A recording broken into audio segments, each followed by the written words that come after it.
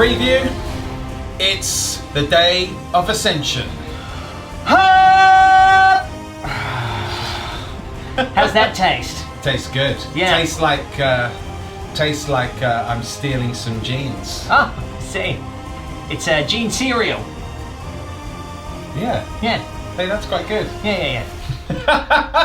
Yes, this is the almighty Genestealer Cult's Codex, and a massive thank you to Games Workshop for allowing us to preview it. So, been sent this. We've been both delving into its well, very murky depths. Yeah. It's a terrifying prospect looking into the abyss. I don't like it. Because this is what it is. It's the great shadow in the warp that has descended. And then, of course, now today we get to reveal the entire new official cult of Myrmidon. It's an entire Genestealer Cult army for your viewing pleasure today. You lucky ducks. You lucky ducks. We've been working on that, haven't lucky we? Genestealer familiars. Yeah, look at you there. So obviously we're going to talk about this book in a little bit of detail. But we're not going to do a whole review of it because the awesome Warhammer community has already reviewed a lot of the cool things which the book can do. But we figured, why not delve into a game and let's see what the army can do. Yeah. Now, obviously, we are missing some of the models which are yet to be released in this pre-order week. Obviously, this is available now for pre-order, so go grab that from your local Games Workshop or friendly local gaming store, wherever you get your material from.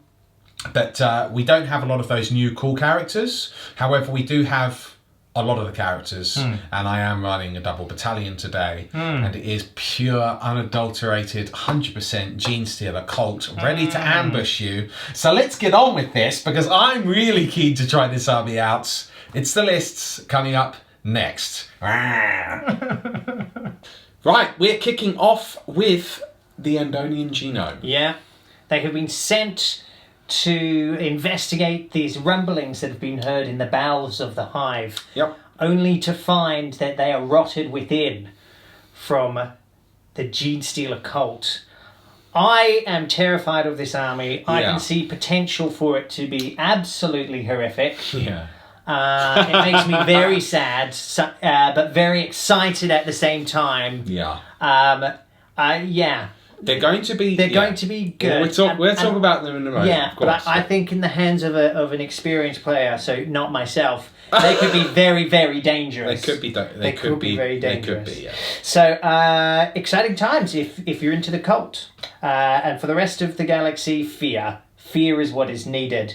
So I've brought some big guns today to try and deal with this mess that we've all got ourselves into. See, the Endonian Knights have arrived. They have. Look, this list has some teeth. Let me walk you through it. So I'm running a battalion and a super heavy detachment as well. Cool. So I've got obviously I'm running the Militarum Tempestists. These are Slade's Reapers.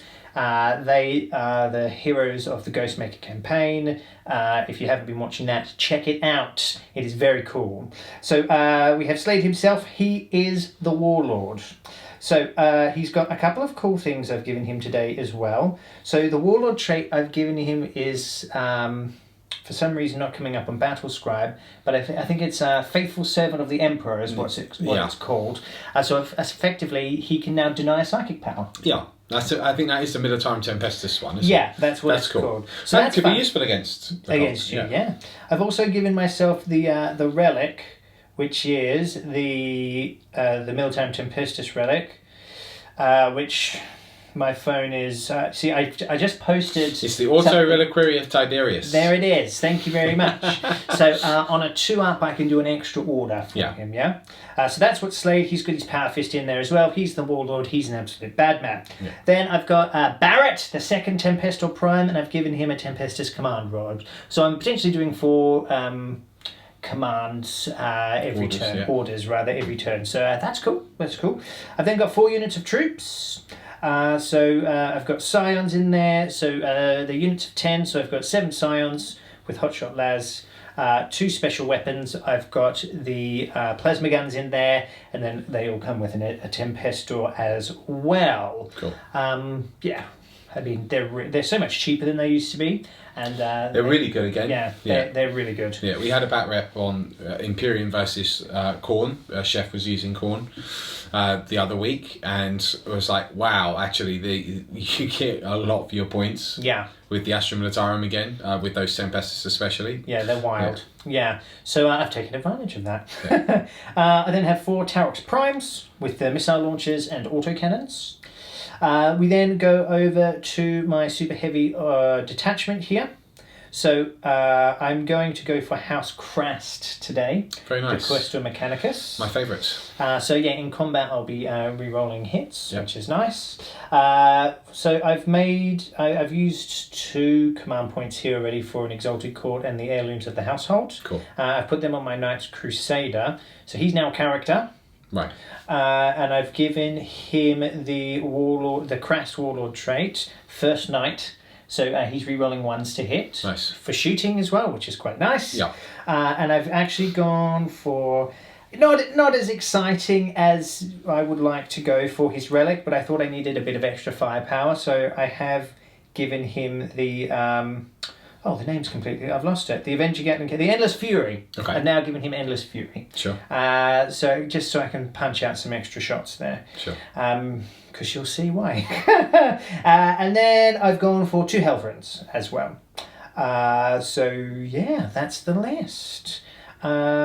Pretty tasty. Yeah. Can definitely do some damage. Is it going to be enough to hold back this tide of genetic monstrosities? I don't know. I don't know is the answer. I don't suppose either of us know. Yeah. Really? Yeah. Maybe I've brought too many guns. Maybe you have? Maybe I have. We're about to find out. Because I've never actually played Genestealer Cult before. Yeah, I have played them in 7th. I've never actually played them in 8th. I've seen them being played twice. That doesn't really count when you... It's not the same as playing against it or playing with it. You know, I sort of observed someone playing them, which is all well and good. But this will be my first outing. But Myrmidon obviously being my high fleet, to now have a high fleet dedicated cult is awesome. Yeah. And these are all painted by Siege Studios, which look, I'll highlight to you in a minute. Yeah, they look really cool. Yeah, they look really cool. Done a great job. Done in the Myrmidon scheme. And so it's really good that we've got a whole new wing for Myrmidon, because that means a whole new bunch of names for the characters. And it will not be interfering with the names. There will not be any Terry the Tervigans or Maggie the Magus or anything else ridiculous. That's a good one. That's a really good one. Maggie the Magus. Okay, this conversation's over. It's the Genestealer Cults list coming up next. Goodbye, Bone. Led up by Maggie. All right, folks, let's do some talk about the Genestealer Cult. Let's go swimming in those murky depths. There's something about the Genestealer Cult which has a Cthulhu-esque vibe. None of you know what Cthulhu is. One of my favourite writers, H.P. Lovecraft, he sort of created this whole mythos. It was very sad, actually, because he died before he became famous. He was posthumously famous. Anyway, that's a complete divergent topic. But look, there's a bit of a sort of this insidious alien threat that the cult has going on, and that's very much Lovecraftian, if you will. Now, what we've got here, I'm going to go through this and... I'll talk to you about my list afterwards. I'm not going to cover everything in here because this is, one, just sitting down and going through the book page by page, when you've already had previews from Warhammer Community anyway. I don't think it's as interesting as actually showing you on the battlefield what they can do. Don't worry, I've planned in this battle report to hopefully show you lots of the cool stratagems and, relics and stuff like that. Well, you certainly have enough command points to do so. I do. I am running 2 battalions today. And just as a point of note, it's going to be very, very easy to run a brigade if you wanted to. I probably wouldn't recommend that. I'd still recommend a double battalion. I'm going to kick off with some of the key rules, which I know a lot of you hardcore fans, match play fans would be into. So first of all, for match play specifically, if you're running Genestealer Cult, we've got a gene sect rule. You can include each Genestealer Cult's character once only once in each in the same detachment. For example, a detachment could only include one Patriarch and one Magus. Now this is really relevant, because you'll see that a lot of these cool new characters that Games Workshop have released or are releasing with this Codex, although I don't know if the characters are available for pre-order at the time of release of this Codex. I think they are. I don't have any of them, I've just got the book. But you can only include one per detachment. Now, that's because if you could spam some of these characters, because the majority of them, all of the new ones, are Elite's choices, guys. If you could spam them, it could be really nasty. And I expect that you still might see 3 detachments used to actually get 3. People like the Jackal character are really interesting. Sniper rifle's really good. And also provides great utility for the army. I'll cover a couple of those little highlights in a moment. Anyway, you can only have one of each character per detachment. Okay, cool. As it turns out today, I've only got one of each type of character anyway. 1, we're not doing this as a hardcore competitive matchup for Genestealer Cult. And 2, it's good to have a bit of variety and see what the army can do as a whole. Yeah, second, we've got the Broodfather rule, which if your army includes any Patriarchs, no other Genestealer Cult or Brood Brothers character can be your warlord. This is a nice rule. It's a fluffy rule. It makes sense. The Patriarch is the living embodiment of what they worship. It's the Genestealer Cults. So of course he's going to be the warlord. Now that's not really an issue. It's not a nerf per se. In fact, there's a very cool stratagem which I'm going to be using, called Brood Coven, where if the Patriarch is your warlord, you can select up to 1 Magus and up to 1 Primus from your army, and they get warlord traits too. So you can rock 3 warlord traits. Nice. Which is really quite cool. Now, that's the main match play rules. The other thing I should note very quickly is Brood Brothers. That's units like Astra Militarum. They can be taken in a Genestealer Cult's army, even though they don't share the same keyword. Yeah. However, if you do take them, they obviously don't benefit from any of the cult creeds. And furthermore, just like Genestealers themselves don't benefit from any of the cult creeds. Also, they've got Insurrectionists rule, which means troops always hold objectives, like every other Codex. Yeah. But the Brood Brothers detachments, so say you want to take your Astra Militarum detachment, you can't have any named characters in it, so Pask isn't suddenly a Genestealer Cult character. Good. Well done, GW. Well spotted. Yeah. Second, you only get half the command benefits. So if you're taking an Astra Militarum battalion and it's rounding up, you only get 3 points instead of 5. Yeah. Furthermore, you cannot take any relics for that detachment from Astra Militarum. Furthermore, they do not benefit from any of their regimental doctrines. Yes. Good. Because, that sort of souping is not good for the game. No. So it doesn't mean that you're not incentivized to take the Astra Militarum units. And don't forget, within the book as well, we've got the equivalent Astra Militarum units with the Broods. I forget what they're called. Not pure strain Genestealers, that's a real tyrannid. The Brood Brothers infantry squad are basically a guardsman squad, and you've got heavy weapons squads, and you've got a Lehman Russ, which is all within the Codex anyway. But if you did want to dip into that Astra Militarum, take things like Basilisk, which is still a fantastic unit, and other Lehman Russ and all that sort of jazz, then you can. But you will not be getting as many benefits for doing so. So you'll have to sort of weigh that up. So those are sort of the key little match play rules which might sort of catch you off guard or you weren't expecting, so to speak. I won't talk about all of the cult creeds. I'm only going to talk about the cult creed I'm taking today because, again, all of the cult creeds are really quite interesting and you can build an army around them. But I'm going to talk about the cult of the Four-Armed Emperor today, because that's what we're running. Subterranean Ambushers. Until the end of the first battle round, add 1 to advance and charge rolls made for units with this cult creed. Starting from the second battle round, if a unit with this cult creed is set up on the battlefield, then until the end of that turn, add 1 to advance and charge rolls made for that unit.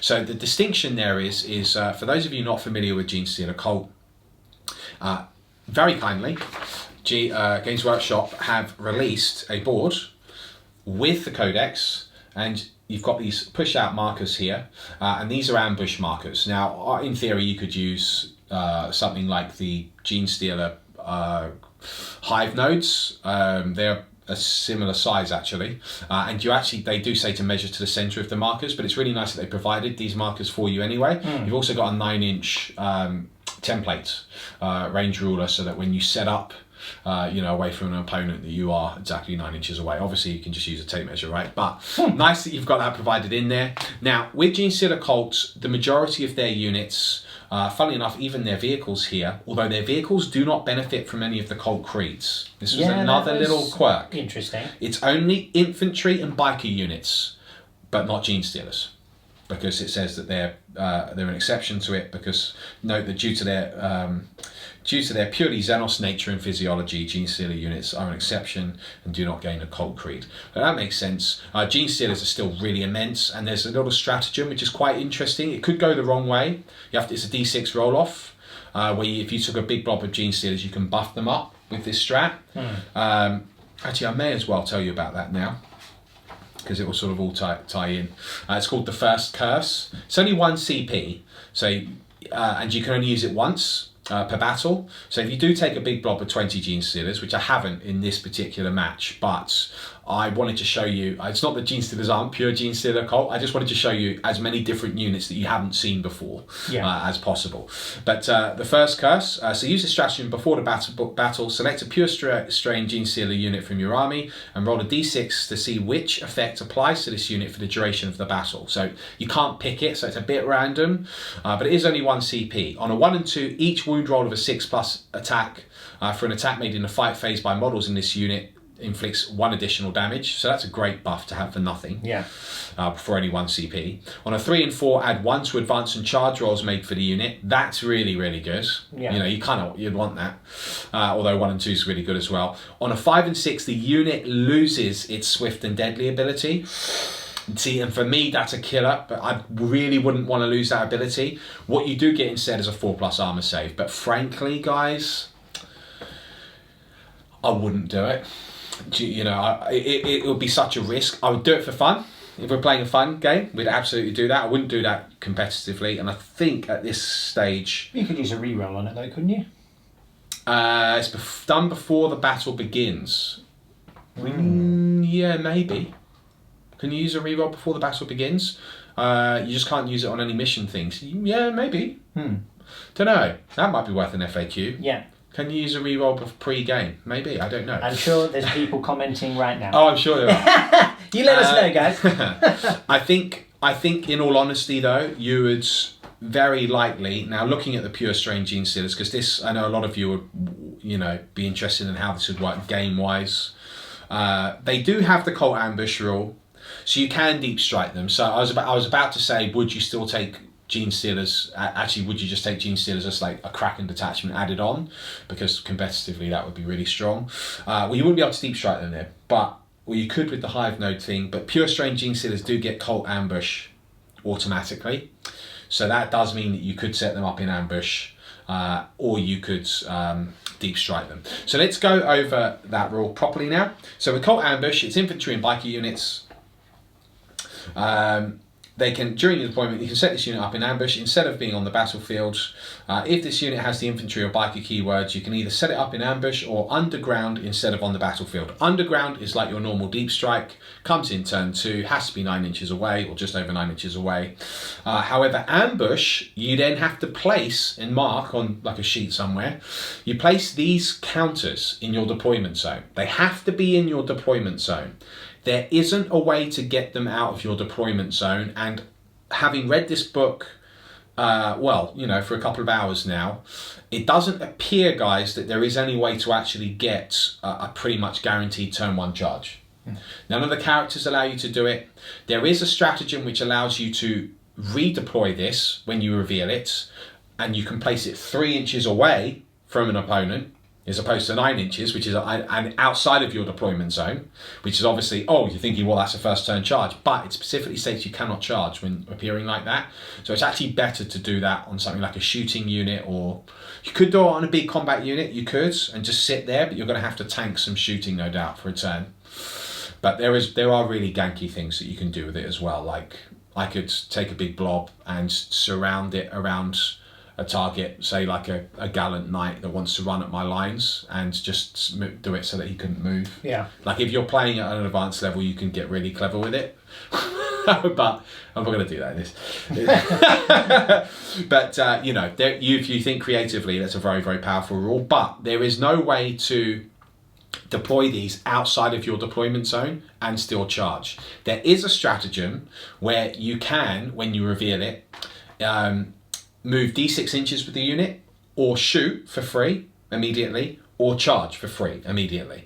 But again, you're still in your deployment zone at this point, so unless your opponents come towards you, which I would argue if you've got a load of bloody hybrid metamorphs, they might not want to do that. No. You know, you're not likely to get that free charge off, but it is useful for the shooting. So if you're running more of a sort of a shooty cult list. But in summary, how does the ambush work? Well, it's reinforcements, right? So only half my army can be in reinforcements, and you have to be aware of the power level. But nonetheless, I can place them in ambush. I put the counters in my deployment zone, and then they get revealed either in the first turn, my first turn movement phase, at the start of my movement phase, one at a time before moving any units. Each time I reveal an ambush marker, select one unit from your army that's set up in ambush, set that model up from the unit within 1 inch of the ambush marker, then remove that marker before setting up the rest of that model's unit wholly within 6 inches of the first model.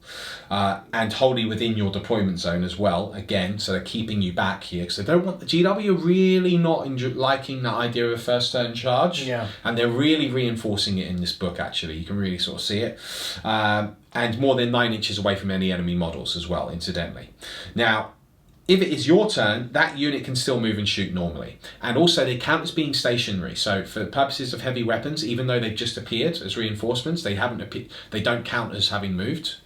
So if you don't move them, you can still shoot at your full ballistic skill. Which is nice. Now I immediately went, oh, well, what if if I have flyers or something, the person sets up these counters and then they just fly onto the ambush counter, and then I literally cannot appear, because it says if you can't place the models within 6 inches of that initial model, the unit those models are destroyed.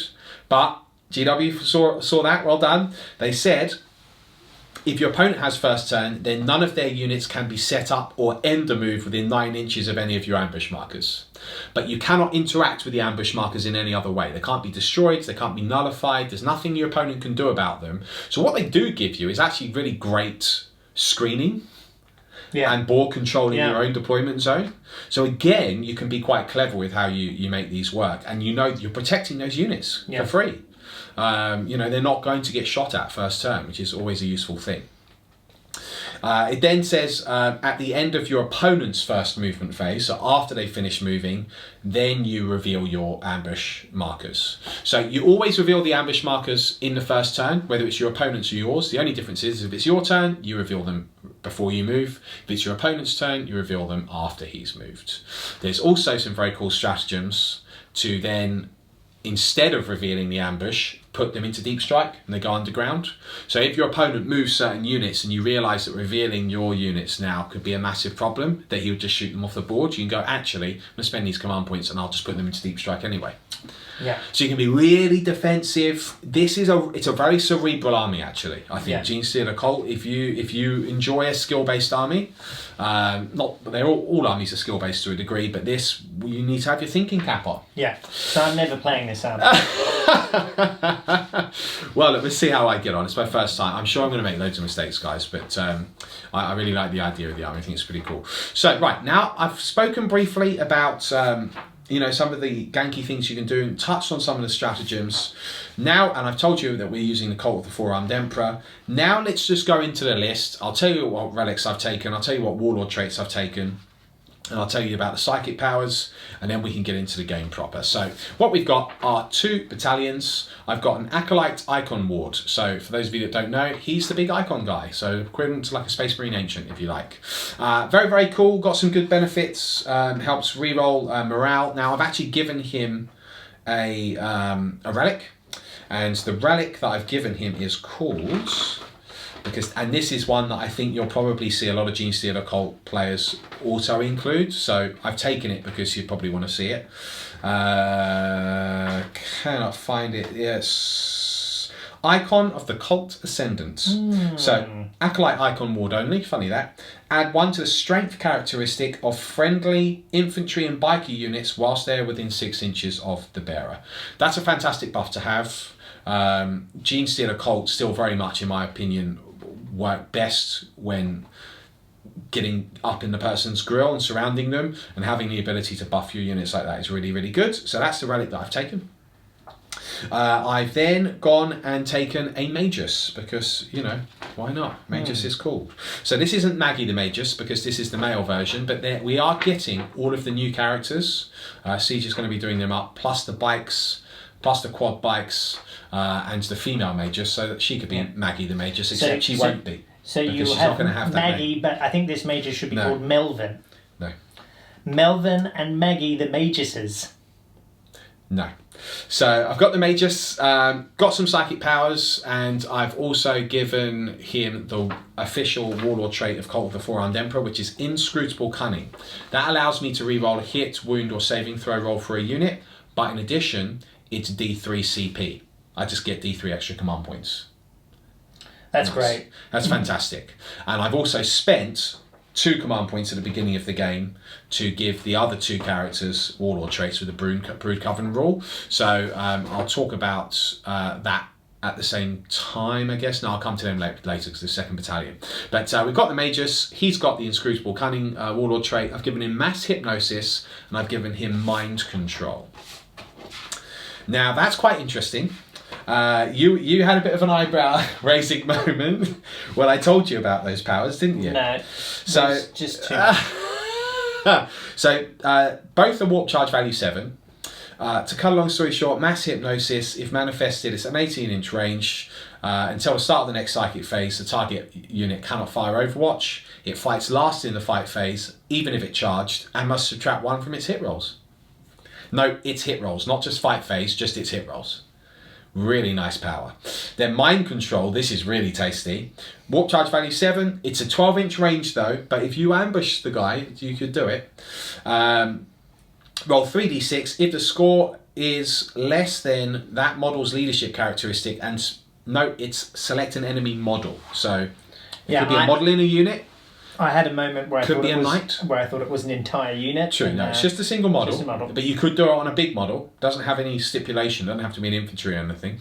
If the score is less than that model's leadership characteristic, nothing happens. But if it equals or exceeds it, that model can immediately shoot another enemy unit of your choice, or make a single close combat attack against it as if it were part of your army. Models cannot attack themselves, but they can attack other members of their unit. So that's a really powerful ability of it. So, I mean, you know, for a casting roll of 7. Yeah, I mean, if you did that on a Castellan, the opponent would be best pleased. And then you get 3d6. Fantastic. It's not fantastic.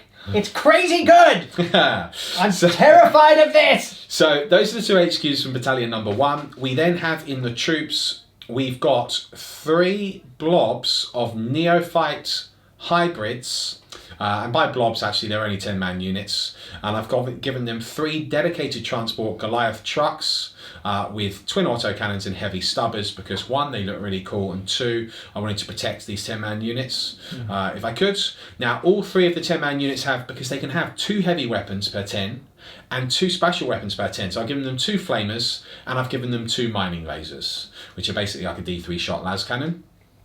They're a bit pricey when I equip them out with all of that stuff. You could easily just fill the board with lots of chaff if you wanted to. But look at 86 points for 2d3 mining laser shots and 2d6 flamer shots.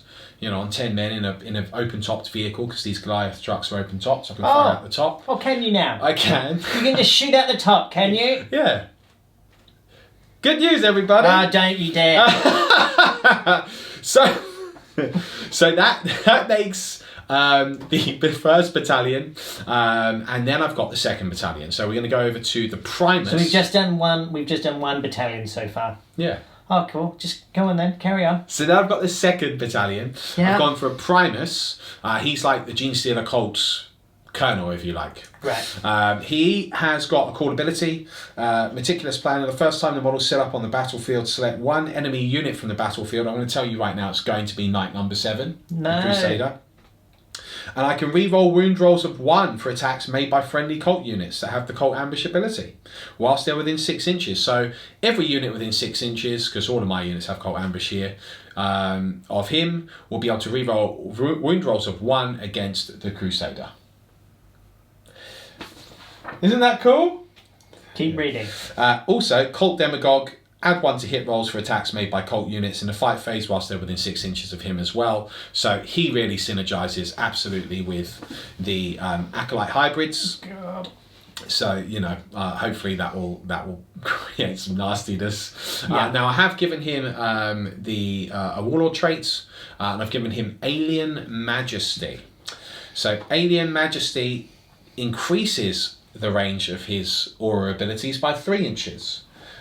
So instead of a 6-inch radius on the add 1 to hit in the fight phase and the reroll 1s to wound, it's now a 9-inch radius. Good news, everybody! No, it's not. Then we have an Abominant. Oh, I love these guys. He has got the heavy power hammer. Yes! He has got bestial vigor, so when inflicting damage on the model, he ignores wounds on a 5+. There's also a stratagem to add 1 to that roll. Let me tell you, the Aberrants are a serious unit, guys, so it'd be really interesting to see what they do this game. He's got regenerative flesh. He just heals D3 wounds a turn. That's just what he does. He comes with the Mindworm Familiar, where if you had Psychic Psychers, you would subtract 1 from Psychic tests taken for Psychers that are within 12 inches of any enemy Abominants. Very nice. 200 Psychers are not affected, it's better states. And then he's the Chosen One. Each unmodified hit roll of 6 for attacks made in the fight phase by friendly Aberrant units within 6 inches of this model score 2 hits instead of 1. And let me tell you, the Aberrants are horrific already, so I'm going to go straight into the Aberrants. I'll skip the troops just momentarily. I've got a unit of 8 Aberrants. We've got 3 Power Hammers, and we've got 5 of the picks in there as well, the power picks. One of them is an Aberrant Hypermorph. He's got one of the power hammers. So Aberrants, just as a profile, hit on 3s. Their toughness 4, their strength 5, their 2 wounds, their 2 attacks. They've only got a 5+ save, but they ignore wounds on a 5-up, bestial vigor, and don't forget there's that stratagem, which I'm pretty sure adds 1 to the roll, so it becomes an effective ignore wounds on 4-up. That's pretty cheeky. I quite like that. They've got Cult Ambush. They've got the Unquestioning Loyalty rule. I've sort of skipped over that, guys. In summary, they act like shield drones. Units can take the wounds from your characters on a 4+ if they're within 3 inches. So that's basically what it is. But that's just a cool rule they have. Right, Heavy Power Hammer. ×2 strength, -3, flat damage 3. So their strength 10, with 2 attacks at -3 damage 3. But if they're within 6 of the Abominant, any 6s to hit becomes, you can do another hit. And then you do have to subtract 1 from the roll though. So they are only hitting on 4s, but flat damage 3 is really, really nice. The power pick is strength user, so strength 5, -2, damage D3. And each time the model with a rending claw makes an attack with this weapon, it can make 1 additional attack with its rending claw. So, you know, they've got lots of attacks. They hit hard. They're pretty resilient. Hey, we'll see how they do. So, that's the Aberrants. That's the Abominant. That's the Primus. We then have in the troops, this is sort of, in some ways, the competitive heart, I think, of a Genestealer Cult army. We have 3 blobs of 20 Acolyte hybrids. 4 blobs. I've got the Lash Whip and Bone Sword on the characters, leading them. And I have 2 heavy rock saws in the unit as well. These are damage 2, strength 8, -3, I think, off the top of my head. They're only 10 points. And there's no minus to hit with them either. So really nice heavy hitting attacks in there. They've got rending claws. They pump out a lot of attacks. There's multiple ways to buff them up. And you set them up in ambush. These are a frightening unit and will just chew through most chaff and even some elite units in the game as well. So lots of troops so far now. I then have in heavy support 3 Goliath Rock Grinders. These are a very interesting unit to me. They're currently rocking 128 points each. I have gone for the most expensive loadout on them. They've got twin autocannons, they've got heavy stubber. They've come with their rock drill, I think it's called. Let's have a little look here. They come with their, where are we? That's a Goliath truck. Rock grinder. Right, I've given them a cache of demolition charges. So that's a 6-inch range, assault D6, strength 8, -3, damage D3. The weapon can only be fired, excluding models with a ballistic skill characteristic of dash.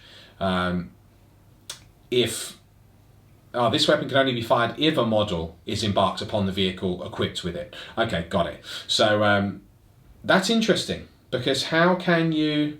Yeah, it can transport 6 models. That's where it's going there. So if I've got some units on there, so say I put characters in there or whatever, then I can throw those grenades, which is quite nice. Now, what I've chosen to do is it's a toughness 7, 10 wound vehicle. It's equipped with the drill dozer blade, which is +3 strength, -2 damage D3, and it can make D3 additional attacks when it charges. They actually hit on 4s in combat. And they've actually got 6 attacks base. So all of a sudden that's 6 plus D3. They move 10 inches, which is quite cool. So all of a sudden this is quite interesting now. And then in addition to this, when you take into account that it will be strength 9 attacks at -2 damage D3 hitting on 4s, these are actually quite interesting all of a sudden. Yeah. They also have the Cult Ambush ability, which is quite cool. Yeah. So, now, they've got rugged construction. On a roll of a 6, they ignore all wounds. I've chosen, you could take a heavy mining laser or a heavy seismic cannon. I think they're probably going to be best with the clearance incinerator. Now, the incinerator is expensive, but I think if you want to synergize with your drill dozer blades, you want them up in your opponent's face quite quickly, and their ballistic skill is only 4+ anyway, so I'd rather have an auto-hitting weapon. Now, their clearance incinerator is only 12-inch range, but it's 2d6, automatic hits, strength 5 -1. So it's useful if you're being charged, it's useful if you're moving forward and need to get rid of some chaff to allow your units to charge out, and it's useful just getting up the board and getting ready to charge, I think. Yeah. So be quite interesting to see how these do. We'll see. Now that, funnily enough, is the list. It's 2,000 points on the nose. Oh, very nice. Very nice. It's not bad. We'll see how it goes. I mean, you've got some heavy firepower. I do. So a bit of a lengthier little list there, but we've covered a fair little amount in this book. I'm not going to talk to you about the other stratagems because I'm just going to show you them as we play. Yeah. And because I'm rocking 13 plus D3, although I've just -2, so 11 plus D3 command points, I should be able to show you a lot. But there is one thing that I want to highlight before we move on. Now, this has been previewed, I think, already by Warhammer community, but this is very interesting. The Cult of the Four-Armed Emperor, which happens to be the cult I'm using today, has a stratagem called a plan generations in the making. Now, I'm just going to say this right now. This stratagem is Agents of Vect. It's literally Agents of Vect, except it's what Agents of Vect was. It's 3 CP instead of 4. So he wants to play a cool stratagem. I can go, right, on a 2 to 5 it doesn't happen. On a 6 you spend the command points and it still doesn't happen. On a 1 it goes off normally.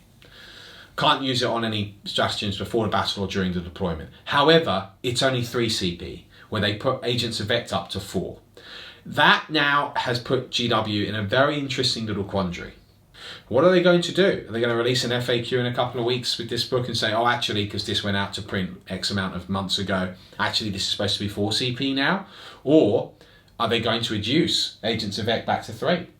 Because in my opinion, I think it would be the first one, the first option there. In my opinion, they kind of ought to do one of either, because they can't just leave this on 3 and then ignore the Drakari, because then actually that wouldn't be fair to the Drakari. No. Now I'm all on board if you want to make it 4. I agree. Agents of Vect is very powerful, and it can also be a bit obnoxious for the opponent because they built their whole army around this one thing. But I mean, having said that, it's 4 CP, guys. You know, and especially if you're Drakari, you can't really do a dual pure Drakari. It's very hard to do a dual battalion unless you want to waste points on something like Drazar. But regardless of whether you think the stratagem is overpowered or whether it shouldn't exist, get used to it. We've now got 2 armies with it, is my point. You know, it's here now. We've got 2 armies that can nullify a stratagem in the game. I actually don't think it's a bad thing. It's something that can be healthy. It gives them a little quirk. I think, and it is very fluffy for Genestealer cults as well, just like it is for Drakari. But is it going to stay 3 CP and they reduce Drakari? Because if they stay 3 CP and they keep Drakari the way it is, that's just not fair. So they either both got to be 3 or they both got to be 4. And that's all I have to say about that. That was story time with the spider, folks. No, but look, I mean, the thing is, we've only just been looking at it a couple of hours, but Yes. you can see some pretty crazy builds already starting to come out of this. Yeah. And what I like is they almost have answers to their own negatives, if that makes sense. Yeah. So like if you deploy wrong, they've got stratagems which can fix that up to counter deploy and all that sort of stuff. They've got a lot of that in there, which I've not really touched on. But but like all that sort of stuff, it just makes them very. I mean, they'll be very command point hungry. Yeah. But that's not going to be a problem. No, it's very easy to get those. Very easy to get those. Very easy. I'm scared. Yeah, you think they're really good, don't you? I think in the right hands they could be horrific. I think they could be very strong. As I said, they're a cerebral army. They're certainly not too expensive for what they do, so I think the points seem okay on paper.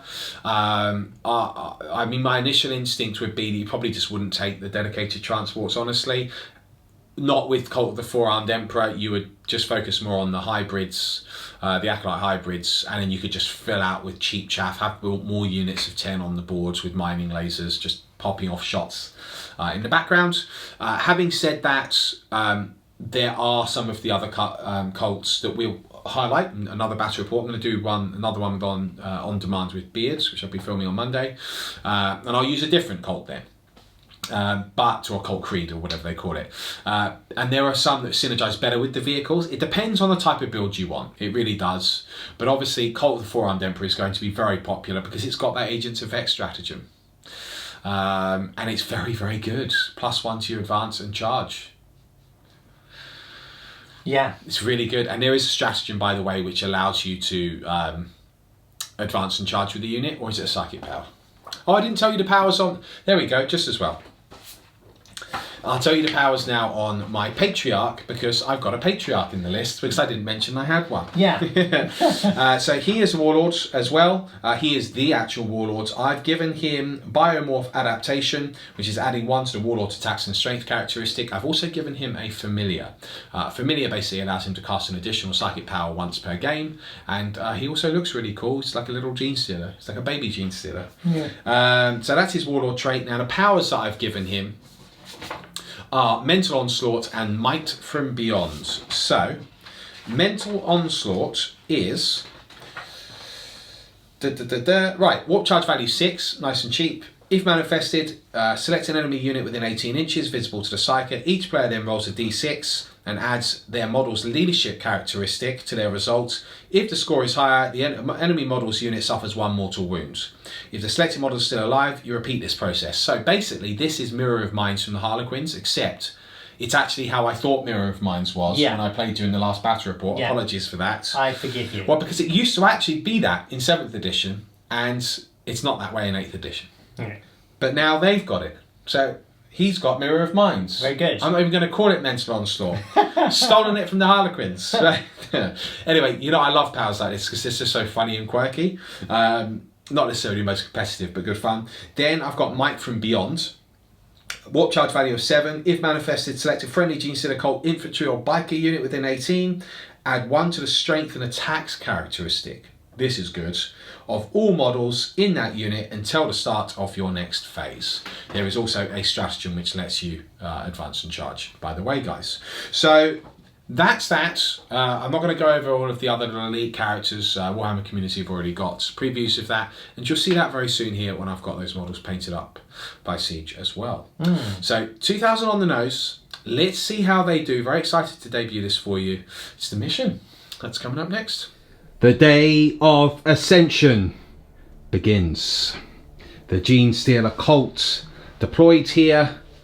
The first scouting wing of the deadly Hive Fleet Myrmidon present here. The miners have risen, and the Militarum Tempestus of the Endonian Genome have arrived with House Genome to escort them. To put this insurgency down, the fools. So, what is the mission? Well, the mission is Vital Intelligence. It's from Chapter Approved 2018.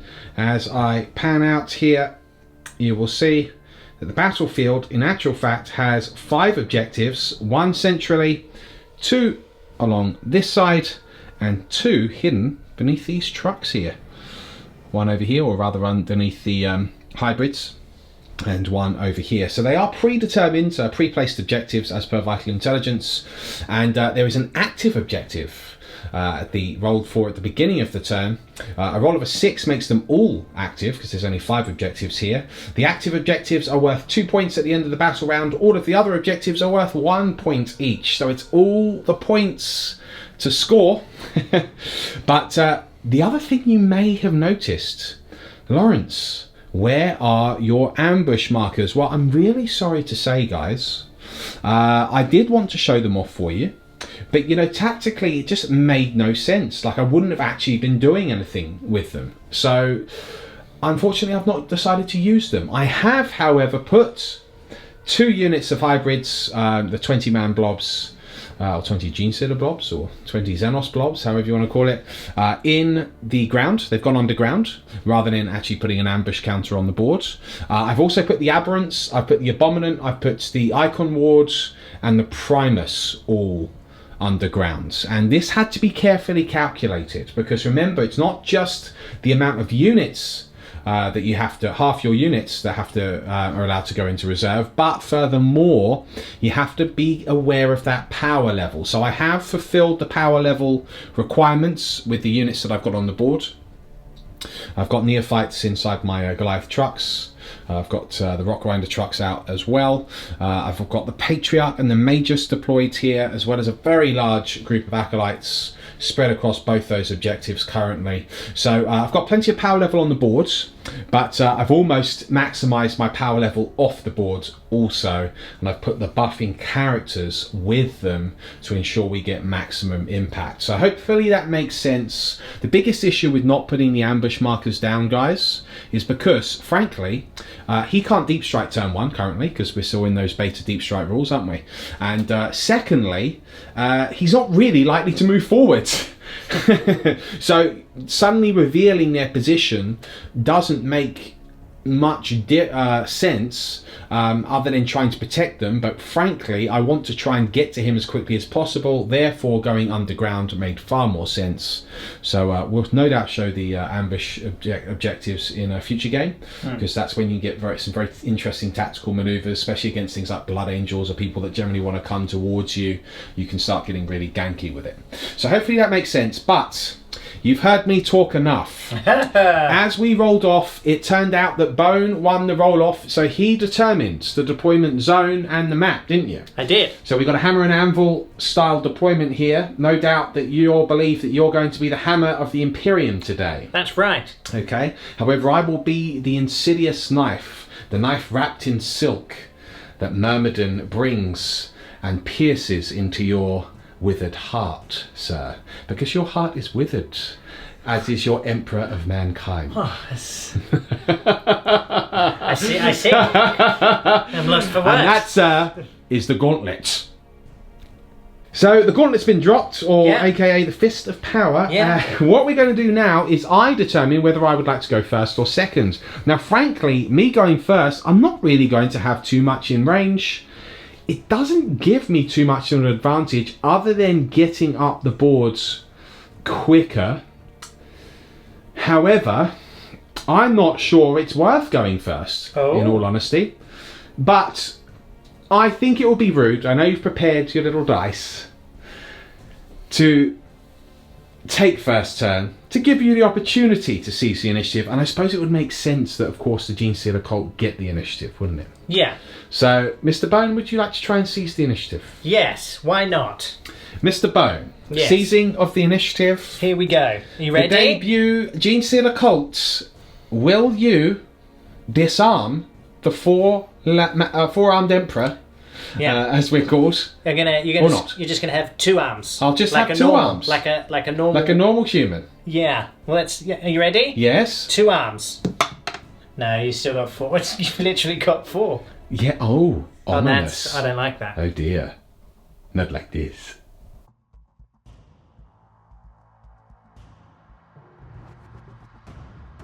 So it is battle round 1, and as I am the player with the initiative, I must roll to see which of the objectives is active. It is number 1. Well, funnily enough, that's the one right in the middle here, and incidentally, we can see that it is an all-new tactical objective, Tabletop Tactics Tactical Objective.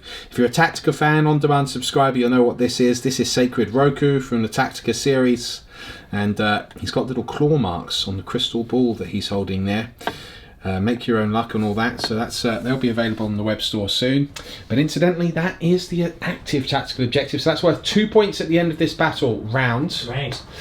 I Okay. think like you might get that. I should be able to get that. But of course, remember, he will have an entire turn to try and destroy anything on there. That's the plan. Because it's the end of the battle round, see? So let's see how this pans out. Turn 1 movement phase is complete, and here is how it is looking. The trucks, the yellow trucks of doom, have advanced. Have they all advanced forward up the board? So the rock grinders have advanced because Okay. they're just not in range with anything. Right, fair enough. These have actually just moved. They actually moved 12 inches. The rock grinders moved 10. Okay, So these just moved straight 12 inches. very nice. So haven't advanced. Then this one over here remains static because he's in range with his autocannon anyway. I wanted to keep him back on the objective. And I've gotten the unit out because they could just get in range with their mining lasers. Hence the mining lasers up the front. Very nice. And this big blob has just kind of stayed so there. about them. the blob in the room, so to speak. So with 20 of them hanging about there, they're across both the objectives, but I've kept the truck back to also hold that as like a fail-safe. Yeah. I also wanted to screen my back line, have some additional protection for the characters, and what I really love about the Patriarch, he's got a special rule which makes cult units within 6 inches of him completely immune to morale. So they just pass automatically. So if you're planning on trying to shoot me off and make me fail a morale check, I don't even need to spend the CP to auto pass because they just pass automatically. Well, I wasn't going to do that. So Right. how about that? Well, okay then. Well, I guess my tactic's not that good then. Yeah, it's pretty good. That's what I was planning to do. So they just automatically pass morale. Yes. That's amazing. Yes. Okay. Only cool. within 6 inches of him though, right? Yeah, of course. But I mean, when you've got this blob, I've always found it funny that one unit can hold 2 objectives. Yeah, look, I don't actually. I always found that a bit ganky, to be honest. but not to mention, I lost the tournament because of that. I'm not actually actively doing that here, guys. That is the rules. I'm not saying you're wrong to do it. No, you're absolutely right. That is the rules. Yeah. I'm more spreading out just to create a deep strike zone, and hence I've got that truck back there to actually. So if we want to nominate who's holding it, this truck's holding that, and these are technically holding this at the moment. Sure. But yes, as per the letter of the rules, even if you destroy that truck, I'm still technically holding both. Yeah. That's the way it is. That's the way the cookie crumbled. But this is what's cool about the Cult. You've got such board control, and this is by no means optimized, but I mean, I can afford to have this blob of 20 back. Yeah. I've got 2 blobs of 20 underground. Yeah. With all the character support, which are going to cause some massive problems turn 2. Yes, it is. And I've got this horrendous blob of power in my deployment zone. So if you want a deep strike near me, yeah, could get nasty. it could. It could. Could get nasty. Could get a little bit nasty. Could get very interesting. Could get interesting indeed. Well, that is the movement summed up for you. We're going to go into the psychic phase in just a moment. So, no psychic phase. No psychic phase. There's nothing to cast. So we're just going to skip right over that and get to the fun bit, in my opinion, the shooting. That's it. All right. So, a couple of points to note. The mining lasers that I was talking about earlier, specifically with the D3 shots, 36-inch range, actually the heavy mining laser variant, which you can put on the rock grinders, which are a valid choice. They're actually cheaper than what I've got. But the mining lasers I've got on my neophytes, sadly, are only 24-inch range with D3 damage. So none of them are in range this turn. Right. So ignore any reference I made to them being in range because they're not. Okay. You are, everyone. Yeah. So that's fine. We needed to move up anyway to try and get as far as we could, right? But our autocannons are in range. So I'm going to open up with some shooting with the twin autocannons, and then that will be pretty much the turn. Okay, cool. Yeah. All right, so twin autocannons from here. Yeah, so twin autocannons. It's going to fire at the Tau rocks next to Hector Slade there. Very good. We're hoping, if we're lucky, we can get a first strike. But I mean, again, this is kind of where I was like, first turn for me isn't really, that immense. But let's see how we go. So I did move. I believe I hit on 5s when I move. Because my normal ballistic skill starts at 4. So once it hits with the twin autocannon, and that's a wound, sir. So standard autocannon would be -1, and it's damage 2. Okay, cool. So I'll get a 4-up save here. Yep. I make the save. Cool. Now, are you sure the Tarox is a 3-up save as opposed to a 4-up? It's a Tarox Prime. Yes. Yes, it is. Okay, perfect. Yep. We're going to move on to the second one. I will have to do the stubbers as well. That's 1 hit. 1 wound again. Okay, can I make the save again? I can't that time. That is 2 wounds that go through. He's down to 8 left. Heavy stubbers are in range, so I'm going to be doing 6 of those into the same target now. Okay. 2 hits. 1 hit. 2 wounds. Hey, it's a wound. Okay. No minus here though, just 3 standard. up. I do make that save. Nice. So just 2 wounds down. Those are those autocannons. Then we have to go over to this flank, and I'll see what I can see. Very good. Over to the other side of the board now. This, what are these called again? They are called Goliath trucks. This Goliath truck is going to be firing over at this. Yeah. This Tarox Prime over here. So I've got 4 shots. He didn't move, so he is hitting on 4s, but we still only hit once. We do get a wound. Okay. -1. Can I make the save? Yes, I you can do. on a 4. Awesome. Very good. Well, look, that's my turn. That's your turn. That's it. Nice, swift, and to the point. Yeah. Really, we're Maybe just prepping for turn 2. Yeah, maybe the point of your razor sharp tendrils.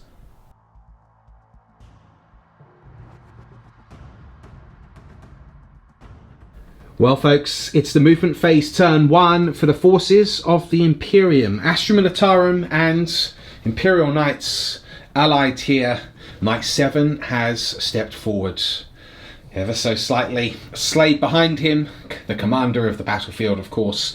Helverins and Tarox still flanking either side, although this Helverin has moved around this way. I think he was trying to get some line of sight where possible. We can see the other 2 Tarox, one of which is slightly damaged, has moved towards the 2 objectives here. So he's looking to try and get those battle points. Now, funnily enough, I actually thought when Bone had deployed, I obviously wasn't listening to him, that he had all of his troops in reserve. But as it turns out, they are actually all in the Tarox. So he's got 4 units of 10 Scions in the Tarox. He's only got the command squad and Barrett in reserve. Yeah. So as a result, I probably wouldn't have even bothered being so, cagey with my patriarch, because he's not really going to be able to, target with mass fire unless he wants to put his Avenger Gatling cannon in there, which I suppose is always a consideration. But currently, I think it might even be out of range. So it's 36, I think, on that Avenger Gatling. Is it Endless Fury you've taken? It is Endless Fury, yeah. Okay, so look, well, let's see what he does. Obviously, his turn's going to be more significant than mine was. We will see if we can weather the storm before I launch a perfect ambush. And that just might be the name of a stratagem that I'm keen to use. No. That's coming up shortly. No. But first, let's endure the shooting phase coming up next. We're opening with the shooting phase. This is how it's going down. We have a Helverin opening up against the Goliath truck. Yeah. So, rolling to hit. So 4d3 shots. 4d3. If you're watching Beard. Note to self. 4d3. Yeah, 4d3 shots. Okay. Here we go. So 2, 3, 5, 6, 7 shots. 7 shots. Not bad. Not bad. Okay. I'll take that. So hitting on 3s. Yep. 5, 6, 7. Cool. Nice. Very nice. 6 hits. Toughness? I think I actually am toughness 7. Okay. Right, we should just double check that. But roll to wound. We'll see what you roll first. With 3 6s, the 5 and a 4, I'm pretty sure that will be 5 wounds. But let's double check. Yes, turns out I was right. These are toughness 7, but the normal trucks are toughness 6. So we've got 10 wounds. We've got a 4-up save normally, so we're now looking at 5s to save. We save 2, I'll take that. So that would be 9 damage, because your damage is 3. That's now, right. This is another cool little rule I've got. I'm not saying that these are the most competitive in the world, but they're not too expensive, so you can still consider them. I've got a 6-up effective Feel No Pain, where I ignore wounds on a 6 because of my rugged construction, sir. Isn't that cool? Yeah, why not? So, right, that means I get to roll 9 dice because you did 9 damage. Okay. So 3, 6, 7, 8, 9. And for every 6 I roll, I ignore your pathetic damage, sir. Except I don't roll Not any so sixes. pathetic now, is it, Lawrence? So just the 1 wound left, and now his heavy stubber. Will it have the glory of claiming first strike here? Yes! Against the rock grinder. So it will be forced because the heavy stubber doesn't is affected by the movement because there. it's not an assault weapon. Cool. Okay, fair. All right. So that is the Helverin done. Did some pretty neat damage there, but he's still looking for first strike. Let's see what he does next. It's this Tarox now looking to get the first strike on that Goliath. Let's see if he can. So he did move. Yep. He may have a 3+ armor save, Mr. Bone, but he does not ignore the -1 for moving. He doesn't, so be hitting on 4s. Yeah, although I think all vehicles in 8th edition should ignore it. Controversial, isn't it? Yeah, well, there you go. Well, that's it. That's there life. it is. So he's going to put his order cannons into here. Yes. And then he's going to put the crack missiles into here. Well, okay then. Okay, you ready? Yes. Auto cannons hitting on 4s. Yes. 1 hit. It's 1 hit, Bone. But to be honest, Lawrence, that's all I need. Wounding you on a 4 or more. Well, that's a wound, sir. that is a wound. -1. But on now, the, yes, you need a 5 or a 6 or he's killed. like that. Alright. Crack missiles into his friend. Crack missiles into his friend. 2 hits. Bosh, bosh. Oh, yes. So 3's to wound. 3's to wound you as well. It's got a wound, just yep. the single wound there. And it's a -2, so I need a 6 up to save. You would? Like that. Oh. What's wrong, Bone? What's wrong with you? What's wrong with you? Well, his hand was forced. So what we forced? Forced. His hand was His forced. hand was forced. Okay. So what we have is the Tarox in the background is going to do the same thing. The exact same thing. Exactly, and I will do the exact same thing. Well, we'll see about that. This tower. Also cannons. This tower Crack didn't move. missiles. No, He didn't He move. hit on 3s. Hey! 2 hits. Okay, cool. 4s. 2 hits. That is One just the 1 wound. wound. So just a 5, I believe, is what's required. Yes! I will use a command point, of which I have 13, because off camera at the beginning of the game, for my extra D3 with my Warlord traits for the 4-armed Emperor, I rolled a 2. So the 2 that I spent for the extra Warlord traits were basically for free. Yay! Isn't that great? So re-rolling. Oh, that's a shame. So it's first Remove strike. it! First strike!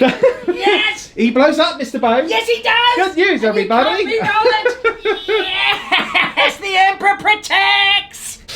Okay, so we've seen the second large explosion affect our games here. D3 so water great winds, rolling D3 water winds, sixes D3 all water the winds, time. D3 water winds. Right, D3 on the truck. 2. D3 on the other truck. 3. D3 on the Patriarch. 3. Oh! D3 on the Magus. 2. Very, very nice. Right. We've done it again. But there we go. They'll That's get it. to ignore wounds, right? They do, yeah. So I get to do that now. So on 6s for the one that's taken 3, no, and 6s for the one that's taken 2. He does ignore 1, so he ends up only taking 1. But yeah, there we go. The moral of that story is, if you're Lawrence, always save your command reroll for the explosion because it's a guarantee. And there we have it. All wounds allocated now. Moving on to the crack missiles, which are going into this Goliath. Hiya! Both miss. Excellent. Huzzah. Yeah. This Helverin now will be firing into this rock grinder. Yeah, okay. Trying to remove me from the objective by the end of the battle 3 round. shots. So 2, 3, 4, 5, 6 shots this shots. time. 3s. Okay. Okay. And then 4s. 2 2 wounds, -1. Okay. And Oh. to save. Do fail both of those. Excellent. So that's And 6 wounds down. 6 wounds. So I've got 6 dice for the ignoring wounds. We do ignore 1, so it's lost 5 there. So, okay, interesting. Still alive, and you want to do the heavy stubber? Yeah. All 3 miss. Okay. Now for night number 7, firing a substantial amount of firepower at this Rock Grinder. What is the allocation? Okay, so the Iron Spear missile pod is going to go into him. Yep. As is the rapid fire battle cannon. Yep. And then Endless Fury is going to go into this unit of guys over here. Okay. And then both of the heavy stubbers will go into this guy as well. Got it. Okay. So we'll start with the battle cannon. Okay. So it's 2d6 shots. 3 So I'm shots. going to use a command point. Righto. Well, it's one better. Nevertheless. Excellent. Okay. So 4 cool. shots. So it's 3 rerolling ones because of my Yeah. thing that I've got. Because you got going on. First Night as a Warlord trait, That's which you right. paid for. So reroll. Okay, so 1's a miss, but you can reroll that 1. So 3 hits. Battle cannons are strength 8. So 3 to wound you. 1 wound. Okay. Wow. That Interesting. is not what I wanted. I do not make a save, forgive me, because you're -2, and I've got a 4 up save. Yep. So that's D3 D3 damage. 3. Okay, and then I ignore wounds on 6s, of which I do not. Okay, so he's got 1 wound left. He is currently still alive. Interesting. Yeah. So the heavy stubbers. Yep. And this is a problem, actually, because if I don't kill him with this... Yeah, I will get will those 2 hold the points. objective. Yeah. Well... Okay, come on now. You're rolling the 1. Okay, 5 hits. And then it's 5 to and wound. 6s. Oh, I've got 3 wounds, though. Okay. So I would need 3 saves here. Right. It would then come down to a feel no pain. So Oh, no. let's just do a Lawrence. Oh, no!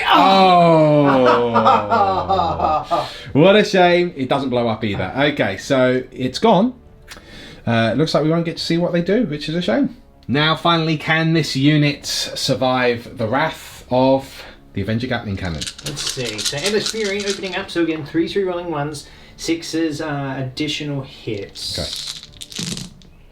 Rolling the 1s here. Get rid of that 2. Okay. Very nice. So, forgive me. Do I roll? I roll again though, don't I? On those, or do they just count? as No, I think automatic hits? I'm pretty sure Endless Fury just counts as 2 hits instead of 1. Just double check that. I'll double check. All right, folks. Let's see if they survive. He is effectively killing them on 2s here. Yeah. With the -2. And So, yeah, just for those of you playing along at home, you don't have to roll, it just counts as 2 hits. Lawrence was right. So, looking at lots of 2s here.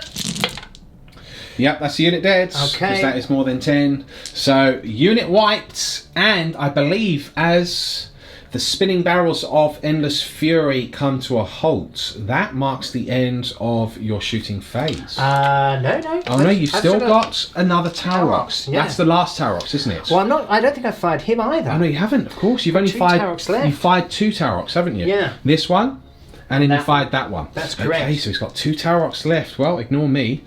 This is going to get very painful very quickly. Let's see what he does next. So we're opening up with damaged Taurox who did move to that objective. What is he firing at? I'm actually going to use these 2 to fire at these things now because I want to kind of. These are filled with troops, so I want to stop them from getting close to Right. Okay. Oh, so maybe I will get to see what this does. Maybe you will. Yeah, exactly. Okay. I never wanted to kill all 3 of them. I mean, I could.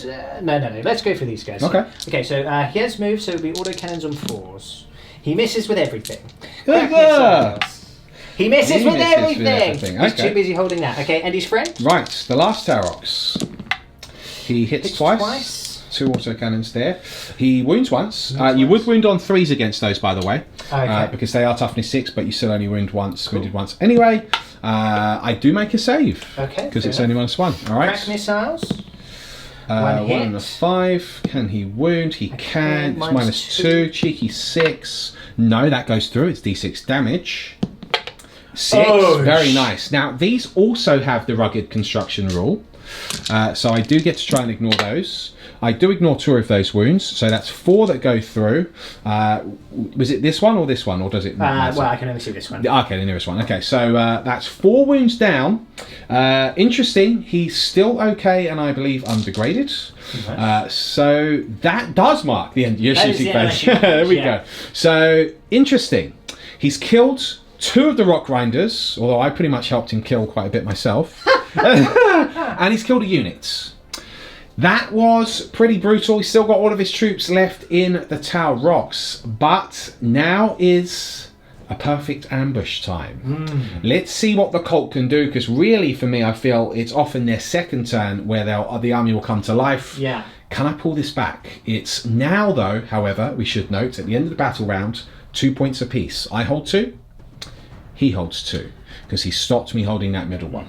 And I got first strike. He got first strike, so it's 3 points to 2 as we go into Genestealer Cult turn 2 coming up next.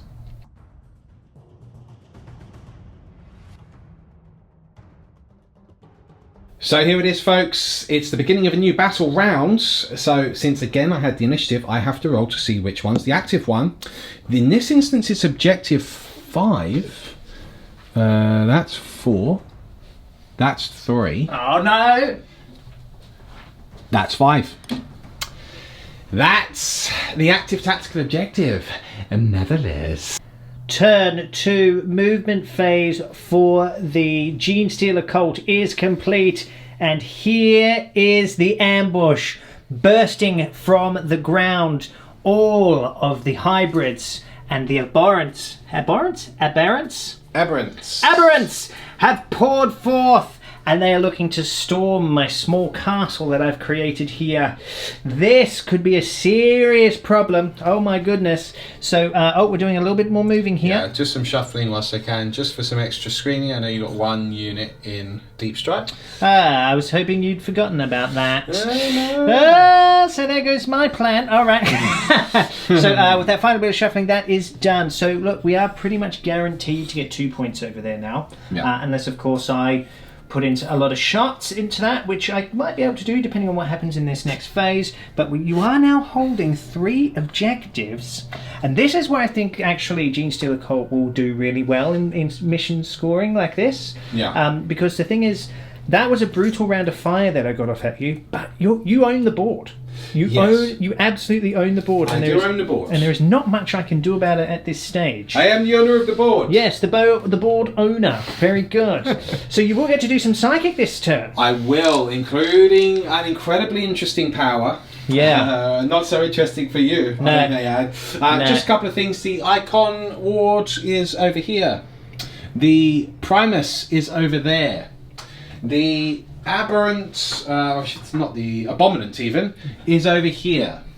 The Magus obviously had to advance, and he did get a 6, which is really handy, which is why I got to get up there. Yeah. Although, meanwhile, this guy only got 2, so there we go. Yeah. Now, the reason this is all interesting is just for the buffs.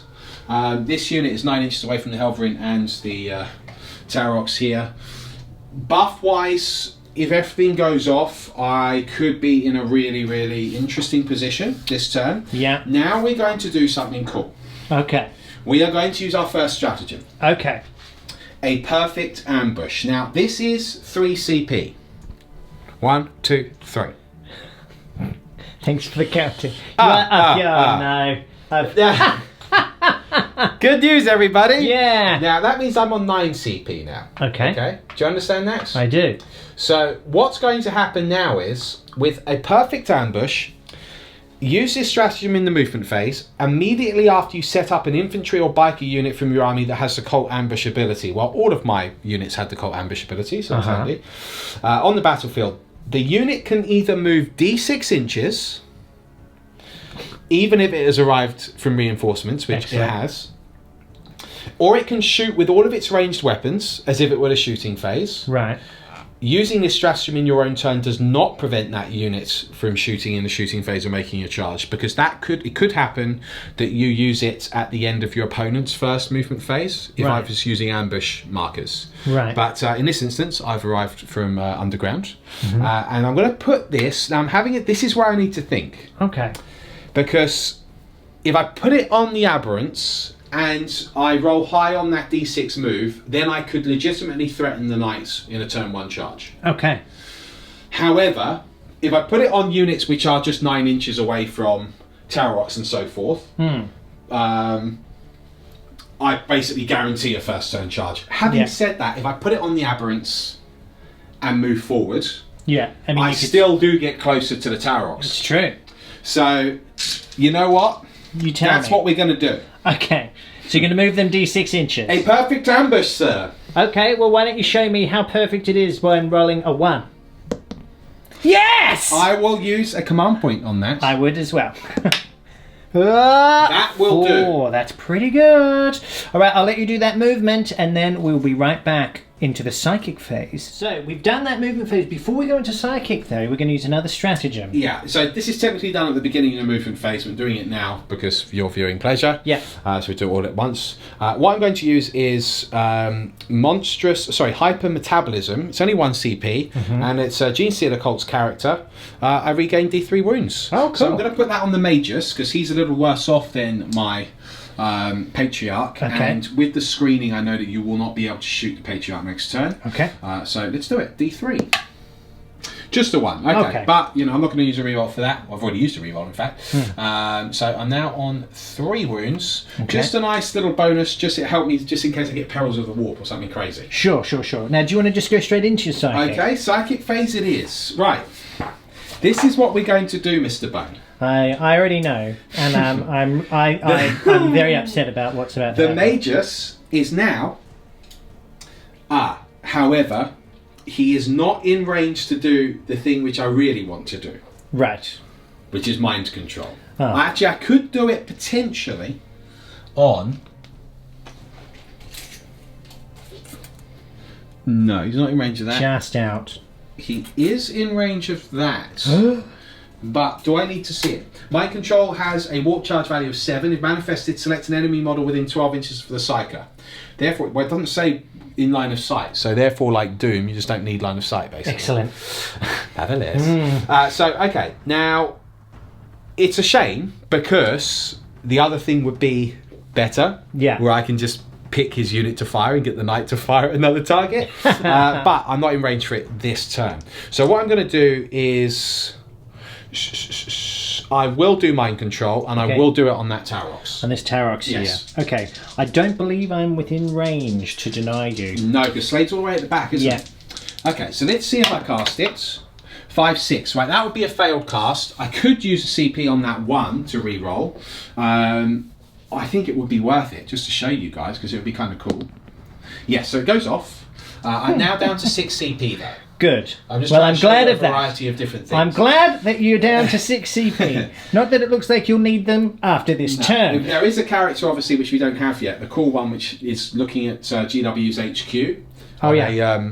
On a digital map. Oh, yeah. But that's very clever. He lets you command point farm, actually. Really? Yeah. Oh, cool. So that's pro tip, guys. Always bring one of him. Yeah. Cool. But here we go. The power goes off. Now you have to roll 3d6.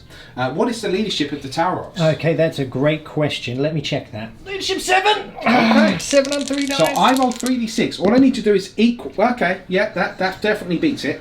Now what that means is I can now make that fire at something else. Why don't you get it to fire at him?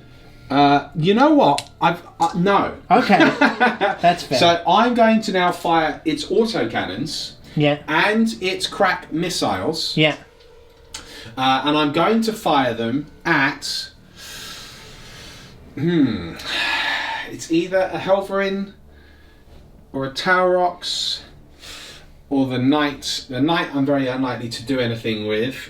But I could help soften him up. No, you know what? I'm going to go for the Tarox. Okay. All right. So in the back as well. Oh, in the back as well. Actually, you know what? I take it back. Sorry. Okay. I'm going to fire at the Helverin because that's one thing I can't really affect this turn. Well, can I rotate my iron shields? Well, I don't know. I suppose are you the target of?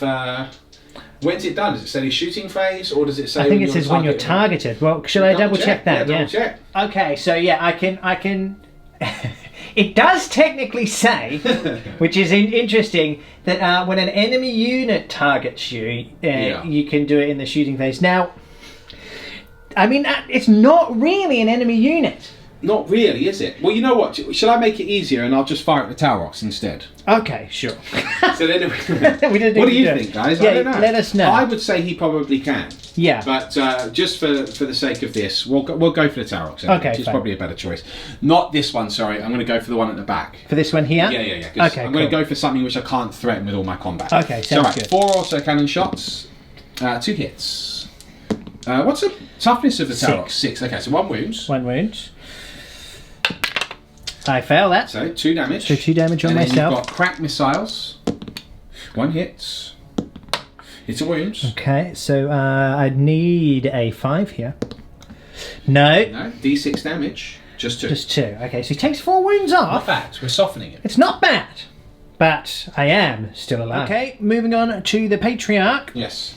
So I'm going to do Might from Beyond. And I'm Okay. going to cast that on the Aberrant unit. Okay. That will give me a +1 to my strength and attacks Ooh. for all the models in the units until the start of the next psychic phase. So that's pretty cool. It does fail to go off, however. Okay. So then I'm going to cast Mental Onslaught, and I'm going to cast that on the Tower Rocks. Okay. The one over here by the objective. Okay. So let's see if I can cast that. And the reason I can cast 2, by the way, is I've just used my little familiar. Hello. Oh, very good. So it allows me to cast another power once per game. Okay. Only 12 points, very cool. So it goes off. Now, what happens here is I roll a d6, and this is how Mirror of Minds should be, in my opinion. Okay. Your leadership's 7, we've already determined that. Yep. So now my leadership, I believe, is 9 as a Patriarch. Okay. We both roll a d6. If I equal you or beat you, you lose a mortal wound, and we keep rolling until, in fact, oh, hello, my leadership is 10. Mr. Oh, Brown. good. Excellent. Good news, everybody. It's not good news. It never is. So, right, d6. I roll a 3, so I'm on 13. You roll, well, yeah, Take you a lose a mortal mortal wound. wound. Okay. Okay, I'm just going to double check if it's equal as well. If your score is, it says if your score is higher. Okay. So, all right, so there's a little quirk. Always read the rules properly, folks. Right, there's a 4. Right, I rolled a 4, so that's another mortal another mortal wound. wound. So you've lost 2 so far. How fun. There's a 3. Okay, there's another mortal wound. It's another mortal wound. Good. There's 3 so far. Okay, so this is the point where I might be able to get it back. No. No. That's 4 That's mortal 4 wounds. mortal wounds. Things are getting frisky here. You can't beat that roll. Okay, good. So that's 5 mortal wounds. Can you equal it if you roll a 6? No, because you'd be on 13. Yeah. Wow. So that's how many mortal wounds? 6 you've done so far. Okay. The next one. You Okay, could- this is it. This is it. No. Okay, 7 mortal wounds. This is what Mirror of Mind should be. It's so cool. Oh, Here it is. Here it is now. Come on now. No, Oh, no! That's 8 mortal wounds, everybody. I'm going to use a command point on that. Are you indeed? I am, yes. Okay. Because yes. Okay. No! Oh no! It's 8 mortal wounds. Okay, 8 mortal wounds. That would make it 9 9 mortal mortal wounds wounds. Go on guaranteed. now. Can we finish it now? Oh! Come on! Oh! Mirror of Minds! Outrageous. Oh, my Right, goodness. I'm just going to roll to see for the guys inside now. 2 are killed. We should start a petition for Games Workshop to change the Mirror of Mind's Harlequin power to be like Mental Onslaught. I think so. I think it's only fair. It's better on him. He's leadership 10. That's crazy. Yeah, that's insane. Yeah. All right, I'll get these guys out and then we can continue with this onslaught. It's the shooting phase. Incredible psychic phase. We're going to open up with this fella here and he's going to shoot all of the stuff into him. Is that right? Right. Well, so the unit inside, they're going to fire their auto guns because they're now 24 inches away. Okay. The flamers are actually going to fire at this. Okay. Because they're in range. Sure. So that'll be 2d6 shots because I've got 2 flamers and 2 mining lasers in there. Okay. So all the auto guns and mining lasers at the Tower Rocks over in the back. Very good. And the 2 flamers at the Tower Rocks over there. Okay, cool. So what we're going to do is mining lasers. Now we did move, so that's 1 hit. It's a wound. Okay. It's -3, so you need Cool. 6. I need a 6. Come on, 6. Nope. No, so on a 6, you will be destroyed, sir. No, it's a 1. It's a 1. I will use a CP on that, because Okay. that would be silly not to at this point. Okay, There it is. So I'm on 5 remaining over there. Cool. Okay, do you want to do your And flamers? Then the flamers, 2d. Well, I'll do the auto guns first. Oh, of course. So 4, 5 of those. That's 3 hits. Okay. 1 wound. Okay. No minus, right? No. 3. It's fine. Cool. And then the flamers, 2d6 automatic hits. That's 5. And that will be wounding on 5s. 1 wound. Okay. That is a wound that goes down to 7. through, down to 7. The truck itself now is going to be putting its demolition charges into these guys here. Yes. And then the autocannons over into this fella here. Oh, it's autocannon, is that right? Yes, that's right. Cool. So twin autocannons first. Okay. We'll open with that, and heavy stubbers going over there as well. Okay. No hits, heavy stubber. No hits, and then the demolition charges. So the sergeant inside here will throw the demolition, cache of demolition, just the 1. Can we hit? We can hit. It is strength 8. It's a failed wound. Okay, fair enough. No worries. Same again. Yes, except the twin autocannons cannot see that Tarox now, so we're just doing everything at this Tarox. At this one here. Okay. So twin autocannons, 3 hits this time. 2 wounds and -1. Okay, 4s. I make 1, I fail 1. 2 damage, so he's down 2 to damage, 5. so he's down to 5 remaining. Heavy stubber. 2 hits. And no wounds. No wounds, okay. And then we have the cache of demo charges. That's 5 shots this time. Great. That's pretty cool. Right, that is... They are an assault weapon as well, so I hit on 4s, so that's 4 hits. 4 hits. That's quite tasty. Minus? It's with strength 8. Okay. I get 4 wounds, and it is -3, and it's damage D3. Wow, 6 is needed here. I make 1, but I do fail 3. 3d3 damage. 3, 4, 5, 6 wounds. You are destroyed, wounds. sir. Oh dear. Now he can blow up. Yep. Does he? He does not. Let me roll for the guys inside quickly on camera. 1, 2, 3, 4, 5, 6, 7, 8, 9, 10. Get these out of the way. 1 is killed, but 9 get out. Let me do that now. Coming over to the unit inside now. They are open topped. How are you splitting this fire? So 2 mining lasers at the Hellfire. Okay. And then the auto guns at the infantry here. Right. I think they'll still be within rapid fire at this point. Cool. And just curiously, what's the range on the weapons on this thing here? This one? Yeah. 12. 12. As well, it's got mixed. It's got mixed. Yeah. Okay. I'm just wondering if I want to rotate my iron shields over here now. Sure. So I'm just checking my threat ranges because I might want to save it for here. Do you have anything in range of him? Yeah, twin auto cannon. Okay. And that's it. I'll take that. That's fine. I'm going to rotate the iron shields over here because they're strength 9 weapons. Sure. So down to 6 CP now? Down to 6 CP. Cool. That's right. So twin mining laser. No hits. Brilliant. And some auto guns. I do need to check the range. Just so let me get to see if I'm in rapid fire. Okay. Now we are in rapid fire, so it's 10 shots. 10 shots. Incredible. Hitting on 4s though. Oh, okay. Oh wow. No wounds. No. Okay, very good. Well, that's okay, because now we're going to go on to this guy. Yeah. And we are going to use our clearance incinerator. Oh, great. And the heavy stubber on that unit. What fun. Yes. So, clearance What incinerator horrific nonsense is this? is strength 5, -1, automatically hits, 12-inch range. And it's 2d6. Okay. So 2d6. Okay, they're always away. 1, 2, 3, 4. So 3s. We do wound you 4 times, however, and this is -1. So 5 up saves now. 5 up saves. I make 2. Okay, and the heavy stubber.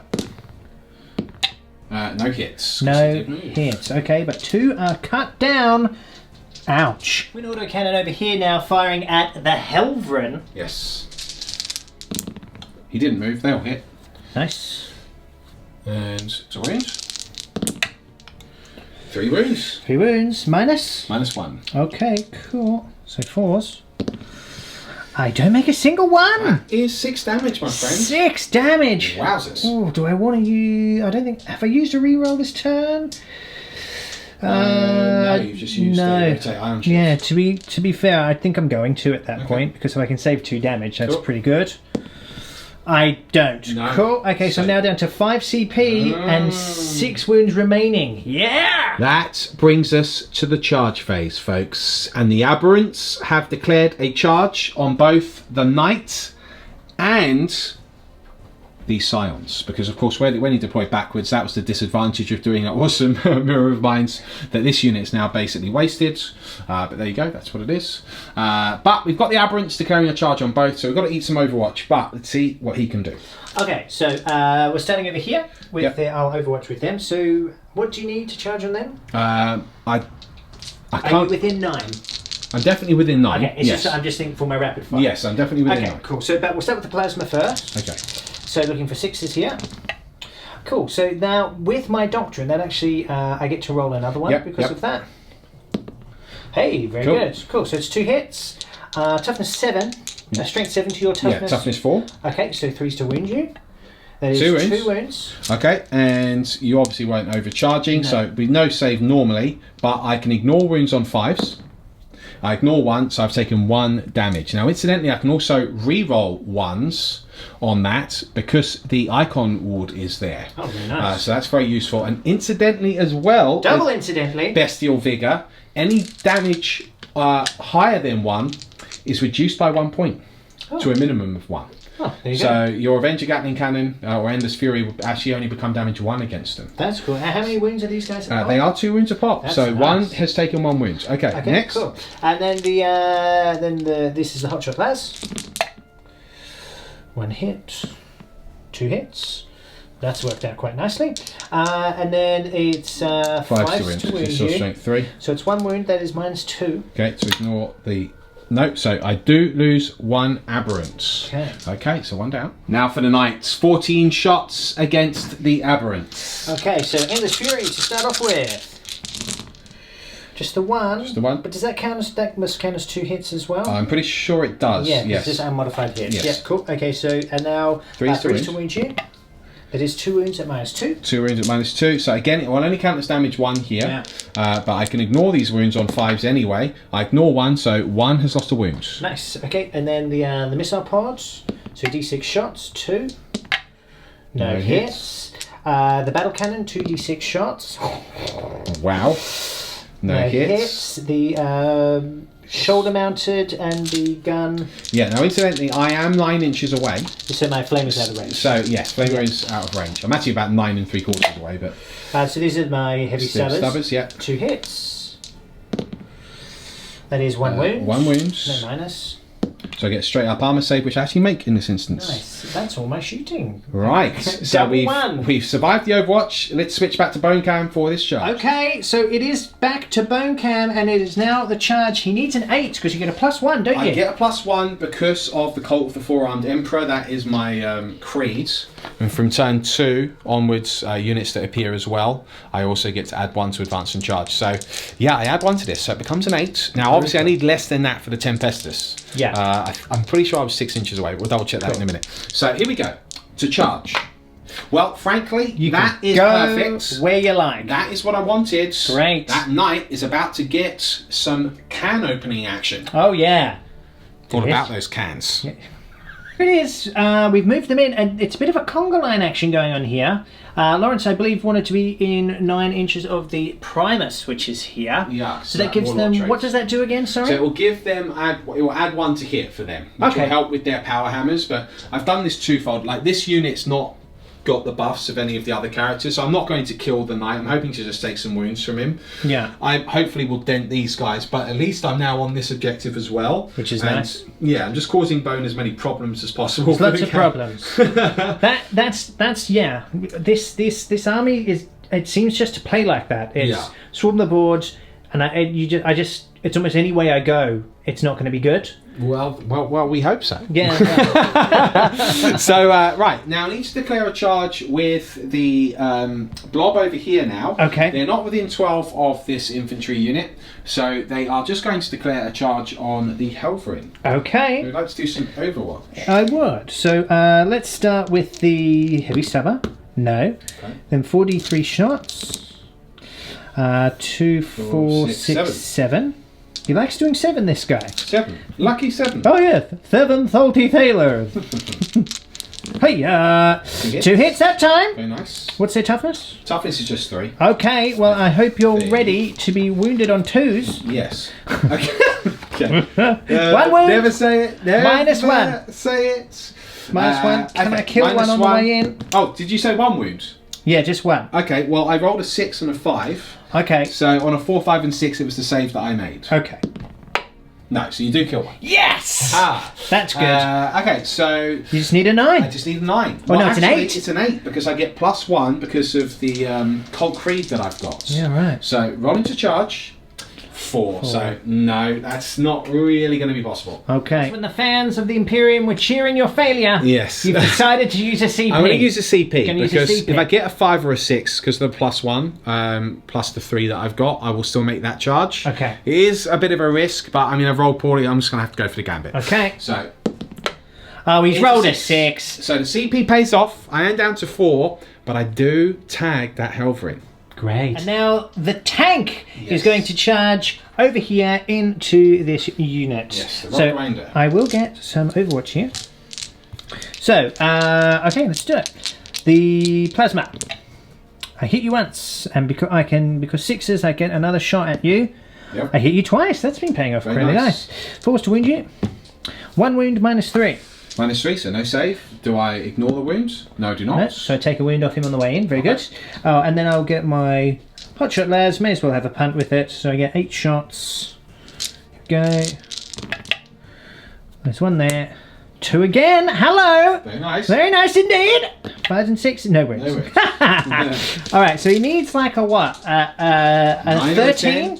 Oh, can we go for 13? Yeah, sounds about right. He doesn't get +1 because he's not an infantry or a biker. Oh, I see. So he doesn't get benefit from the Cult Creed. Right. So pretty. All right. Let's see. I wanted to show you these guys because they're fun, but oh, okay. Well, I rolled an 8. Rolled an 8.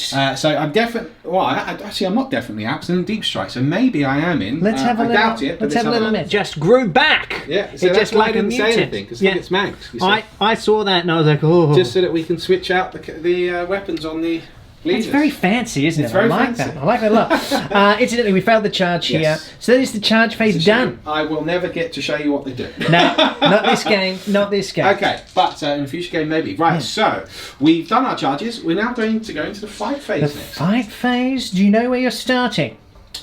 Yes, I'm going to definitely start over here. Are you first. sure? Yeah, because you're probably not going to interrupt with your Helverin, are you? Okay, very good. So do you? I'll let you do your pile-ins and everything, and we'll come right back. There it is. We've piled in, and the power hammers now are going into the night. Let's see what you can do. So you've got +1 to hit. Hammers. So one of them is the Aberrant Hypermorph. Okay. So that's quite exciting. So he gets an additional attack. Right. Now, normally it's a -1 to hit with these, but with the Primus I've now nullified that. So I'm now hitting you on 3s. Gross. There are lots of other cool buffs you can give these guys. Sadly, the power didn't go off and I don't have any other characters, but we're on to hits. Right, so we've missed with 4. So a great showing. So 3 hits. Okay. We are strength 10. Ooh, 3 to wound. Yeah, we are strength 10. So That all is 3 3 do wounds, wounds. and it's minus. Now, the minus on the heavy power hammer is 3, and it's wow. a flat damage 3. Oh wow! So I need 6s. You would need 6s I need some 6s here. because no shields in combat, sir. Are you ready for 666? Sure. I did get 1. Okay. I'll take that. But That's 6 6 points of wounds. damage. Ouch! So he's down to 18. That hurt. Okay, and now into the scions there. Yeah. Okay, let's see what we can The do. cool thing about the power picks are that you get 2 attacks, base attacks, but for every attack you make with a power pick, you get a free attack with your ending claw. Oh, cool. So they become 4 attacks. Right. And it's a lot cheaper than those power hammers. To be honest, I think the power picks are kind of like the way better to go. weapon, yeah. Yeah. But I'm just going with what's modelled. So Cool. what we've got here is I'll do 2 attacks with the power pick, or 6 attacks with the power picks first. Okay. So I've got 3 in range with the Tempest to Scions. Cool. Let's see how they go. Now these do hit on 2s because there's no minus now. Right. So they've all hit. So they've all hit because of that Primus buff, and they are strength 5. So that is 5 wounds, and the power pick is actually -2. So you need 6s to save here. 6s to You save. actually damage D3, which is why I think I prefer them. I make one, Right, but well, 4 that's go 4 through. scions killed. Then I've Ouch. got 6 rending claw attacks. That's a bit much. It's quite pleasant. Right, we do only hit 4 times. Then we've got 2 wounds. 2 wounds. And these are at -1. Okay. No. Okay. So No that's another saves. 2 slain That's there. 6 lost from the unit. Ouch. And here it is. The swarm of these xenomorphs piles into the Helverin here. And I've got a feeling he might be in trouble. He might be. Yes. All right, let's Shall see we what we open got. with the rock swords? Why not? So what we have here are 2 rock saws in that unit. Mm-hmm. Now obviously not everyone's in range, but the rock saws are currently in range, so Okay. we'll take that. Now the rock saw is strength ×2, so they're strength 8. Mm-hmm. It's -4 and it's damage 2. Okay. And we've all got 2 attacks. So 4 attacks here. Right. We're hitting on 3s because I don't have any buffs going on, but that is 3 hits. Good. Good news, everybody. Is it? Then it's 3's the wounds. Oh, good. That's 3 wounds. Right. Now this is -2, Mr. I see. Bone. Okay. So Oh, looking for sorry. 5. Actually, forgive me. It's -4. You Oh. don't get a save. Good. And it's damage 2. I see. So that's 6 points of damage. Good. Okay, so he's down to 6 wounds left Okay. so far. Right, now we have a lot of attacks. Okay. I need to just count how many I'm going to get. Oh, actually, I'll do the Acolyte Leader first. Right. So he's got 3 attacks. He's going to be hitting with his Bone Saw and Lash Whip. So he hits once. Good. And he fails to wound. Yes! 28 attacks Yes. coming in on me. Ugh! Yes. Gross. Okay, cool. And you're hitting on... Right, well, this is actually just 28 attacks with the rending claws, and then they would get their cultist knife as well. Come on then. Okay, Come on then. now when I said there wasn't any buffs, I actually forgot there is an icon in there, Right. which allows you to reroll 1 to hit. Okay, cool. So I'll reroll those ones. Luckily. Good. And now we're rending claw. So what we've got here is strength user, which is 4. Your toughness 7, so 5's to wound, but 6's are a -4. Right, we've got 3 at -4. Cool. So I'm now down to 3 wounds left. And then you've got 4 saves to make in addition to that Okay. at -1. Right. Let's see what we can do.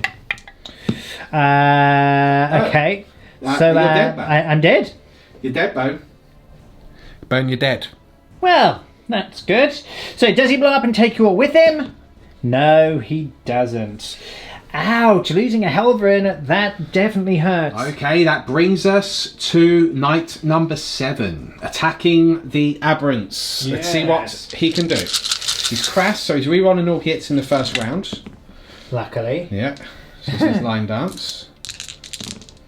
Okay. Okay, very good. Strength 8, I am toughness 4, so it is 2's to wound. Very good. Okay, so that's Cool. 1, 2, 3, 4, 5, 6, 7, 8, 9 Yeah, and the wounds. minus is 2, so I won't get a save. So what you're going to have to do is the damage rolls. Okay, so first one does Which 2, becomes 1. which becomes 1. So I... well, why don't you just roll them all at the same time and then we'll... Oh, okay, fine. Oh, yeah, because it doesn't really Yeah, it's a bit does it? easier that way, won't it? Cool. So those are all 1s basically, Yeah. and then those are, well, they become 2s. So that was, well, that was a 6. Cool. All right. So let's do these 2 at a time then. So Okay. this one, one's dead. The next one, he survives. The next one, he can re-roll 1s because of the actually no, they can't because they're not within 6 inches of the iconoclast. That's what I was thinking of. Okay, so 1's dead, and then this one, so 2 are dead now. Yep. Survives. Wow. And then the final one does die, so 3 are dead so far. Okay. And then we've got, These are all 1 damage ones. yes, 1 damage. Actually, I think you've got one. they're not dead because it's you've got the one, damage. Yeah. Yeah. So you've got 3 one, wounds have gone through so far, right? No, 2 are dead, and then 1 wound's gone through. Yeah, that's right. Yeah. Cool. So then we've got 4 saves to make, but these are only 1 damage, so I can just do these at the same time. Yeah. That's all failed. So therefore, 5 wounds went through. So another 2 die. Yep. So that's 4 dead plus 1's on 1 wound. Cool. Confusing, but we got there in the end. Okay, and now the Scions hitting back. Can we finish another one off? So 5 attacks because of the chainsword, hitting on 4s. Very nice. Okay, and then winning on 5s and 6s. 1 wound. Can we finish one off? And then the Bestial Vigor. No, can't re-roll the 1, so yes you do indeed. So you've actually killed all but 2 of them, so they haven't survived that well. There was a very cool stratagem I wanted to use where they could add 1 to Bestial Vigor roll, but you have to do it at the beginning of your turn, right. And they're obviously not present at the beginning of the turn, so you couldn't use it. But okay, so that's another 1 killed. That will mean that I'm not in combat with you over there anymore because of the way I've allocated it. Mm-hmm. So that marks the end of the fight phase. There would be a morale phase for me to do. So I'm going to actually roll the morale for the aberrants now. Right. They lost 4. No, they lost 5 even. So 5, 6, 7, I pass. I pass just on the button. 2 is perfect. Okay, cool. So morale wise, I'm fine. You've got a morale check to make for 2 Scion units, including the one by the aberrants. I'm not sure if you can pass it. No. So I've just got to roll as low as I possibly can. Yes, exactly. Yeah. What do I get? 1. It is a 1. So I just lose 1. Yep. Okay, fair enough. And then over here I lost, what's that? 1, 2, 3, 4, 5, 6 left. So I've lost 4. Then I roll a 6, so that's 10. So I lose 3 more. Okay. Right, that marks the end of my turn. An interesting one. It hopefully will be enough to survive the most vicious of onslaughts next turn, because we do have lots of units, but he's got a lot of shooting and a knight which is still very, very much angry. So let's see what happens.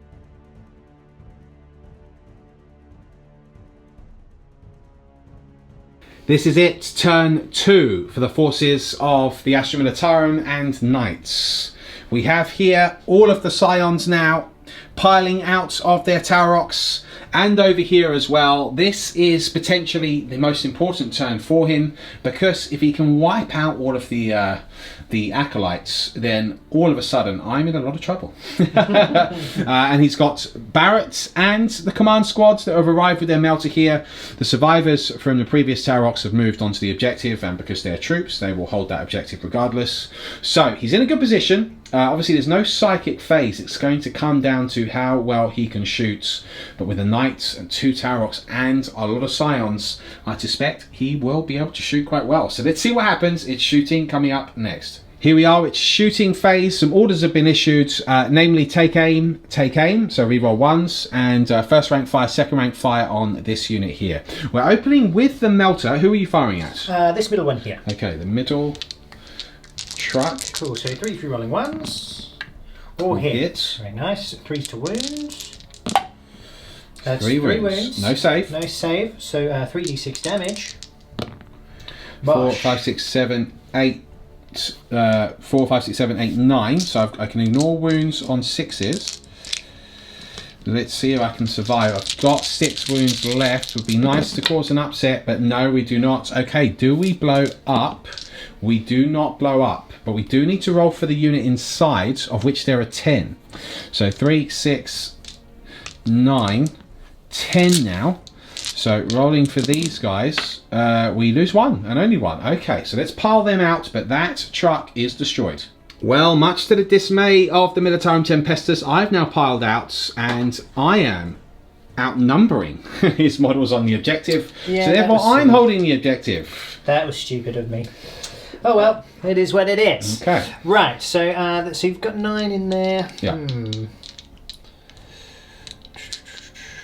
Well, in that case, I need to have a little think, actually. Okay. Plasma now will indeed open up into the Acolyte hybrids. Cool, so I should say the Neophyte hybrids. 3 rolling 1s. Okay, that's exactly what I wanted there. Okay, because you're in rapid fire range. Yeah. Okay, but I can re-roll them. Re-roll the ones, yeah. Okay, cool. Okay. So that's 6 hits. Obviously, it didn't overcharge, but it is still 2 to wound you. Yes. Okay, so 4 and No minus save. 3. So that will be 4 dead. I'll kill those auto guns. A little bit like so. Okay, cool. Cool. And now the sergeant has a pistol. Yep. He hits. That is a wound, minus 2. Yep, so no save. So I will remove a flamer for the sake of it. Okay, cool. Actually, at this point, I think I'd remove the mining laser. Okay. Okay, cool. Not bad. Now we come over here to this flank. We've got the Tempestor Scions opening up against the Acolytes. So it's first rank fire, second rank fire, so effectively rapid fire 2. Yeah. So 4 shots. Per model. And 6s become an additional shot. That's right. Okay, so you're going to get rid of these misses. Okay. And then I've got 1, 2, 3, 4, 5 additional. 5, 6 additional. 6 additional. Okay, they don't go again. No, though. no. All right. Nice. Okay. And then it's forced to effectively kill because you're minus 2. That's true. And we're only toughness 3. So this should do some damage.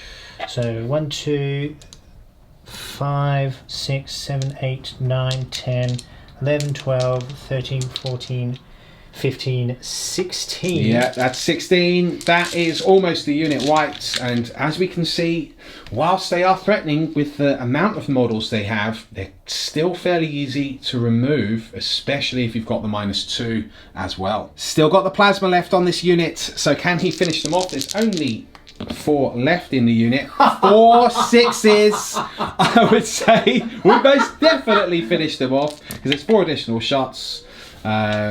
Cool. Cool.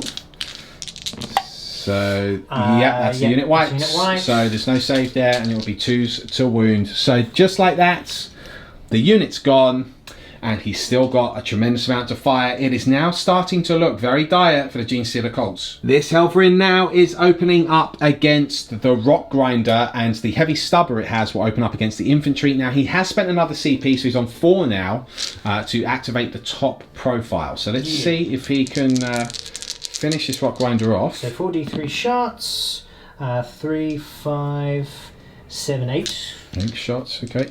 Not bad. Okay. 7 hits. 7 hits, and then 4. 2 wounds. 2 wounds, minus Okay. 1. Minus 1, so we can potentially save here. We save 1. It will be 3 damage at this point. Yep. I've still got 4 CP left. Do I want to try and save another thing? You've still got a tremendous amount of fire, but there's not really anything else I can spend the CP on. I'm not going to spend it to reroll a save here. Yeah, okay, I will try and save that 3 damage. No, I do not. Then the 3 damage goes through. 6s. No, so he does indeed lose 3 damage. Okay, and then heavy stubber. Yep. 3s because I didn't move. 3 hits. 2 wounds. 2 wounds. Do fail both of those. So that's another 2 neophytes slain. This Tower Rocks now, is he degraded at this point? Yes. Okay, so he's firing everything at this Rock Grinder. So 4s on the autocannons. 1 hit. Oh, sorry. That is a wound. It's a wound. It is a save. Okay, fair enough. Crack missiles. Now the crack missiles. 1 hit.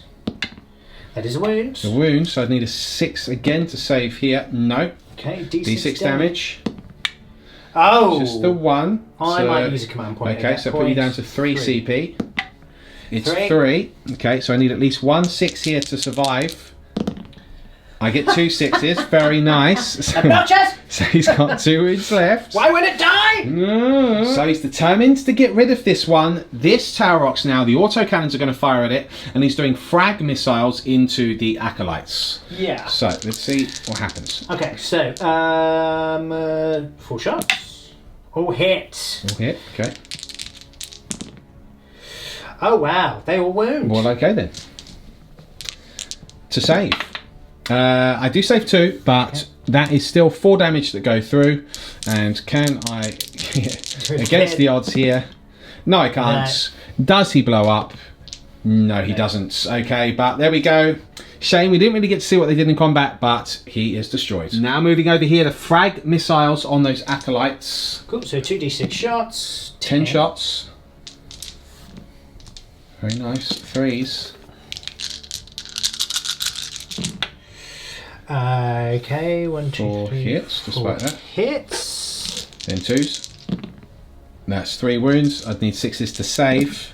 That will be 3 acolytes slain. And actually what I meant is 2 are slain. I was thinking autocannon strength damage 2. Yeah. Yeah, but I failed the 3 saves anyway, so 2 are killed. I'll remove these 2 here like so. What's firing next? Okay, we'll come over to my unit over here. Yep. So they're going to fire it at those guys. Okay. So I don't have any orders on them, but I still am in rapid fire. So I get 7 with my shots here. This is hot shot lads. 3s. 3 6s additional. in there. Okay. Okay. And then 4s to kill because they're -2. Signs are very good at dealing with this type of hordes. 1, 2, 3, That's 4. 5 dead, so dead. another 5 kills. Now Knight 7, finally, he is putting all of the shots into the acolytes, but he's putting the heavy stubbers, both of them, into the 2 neophytes. Yeah, so should we do them first? Okay. Now we're rolling 1s because of First knights, yeah. First knight, cool, so I've hit with all of those. Okay. 3s again. Okay, so that is 5 wounds. 5 wounds. That should finish them in theory. It does. Unit wiped. Okay. Very good. And then we'll go over to Endless Fury. So you have 14 shots there. 1, 2, 3, 4, 5, 6, 7. 8, 9. So 14. Okay. Only 1 6. Re-rolling those 1s though. Okay. A couple more. Lots of 2s there. Wow. Yeah, wow. Okay. Okay, and just so that's just 2 hits there. So I'll take that. Wash. Look at all those 2s. 6 of them. That's extraordinary. Yep. Okay. And then Still 2s to wound, no. 2s to wound. 2s to kill, in fact. So that's 3, 6, 7. That's another 8 acolytes slain. And then 2d6 on the battle cannon. Will these be any acolytes left? I suspect not. 6, 7, 8, 9. 9. So that's okay. Rolling the 1. Okay. Okay, cool. Very nice. Then 2s again, just to kill because it's -2. Yeah, so that's another 6. There's only 7 left. Okay, and then your missiles. And the missiles. 2 shots. 2 shots to finish him. That's 1 hit. Can he finish the last one? No. Fails to wound the last one. Okay, so there is 1 hero left alive in that unit. And that's it. As the smoke clears, all 40 acolytes removed from the boards. These 20 acolytes technically out of position, but actually holding those 2 objectives. So that does count for something. But it's now the charge phase. And knight number 7 is charging the 2 aberrants that are holding that objective. So I've got their overwatch, so in he goes. Yep, in he goes, no issues there. Good. Will he finish them off? I'm sure he will. It's the fight phase coming up next. So here we are, the fight phase. Knight 7 strikes the line dance. Here we go. Rerolling all hits, because crashed.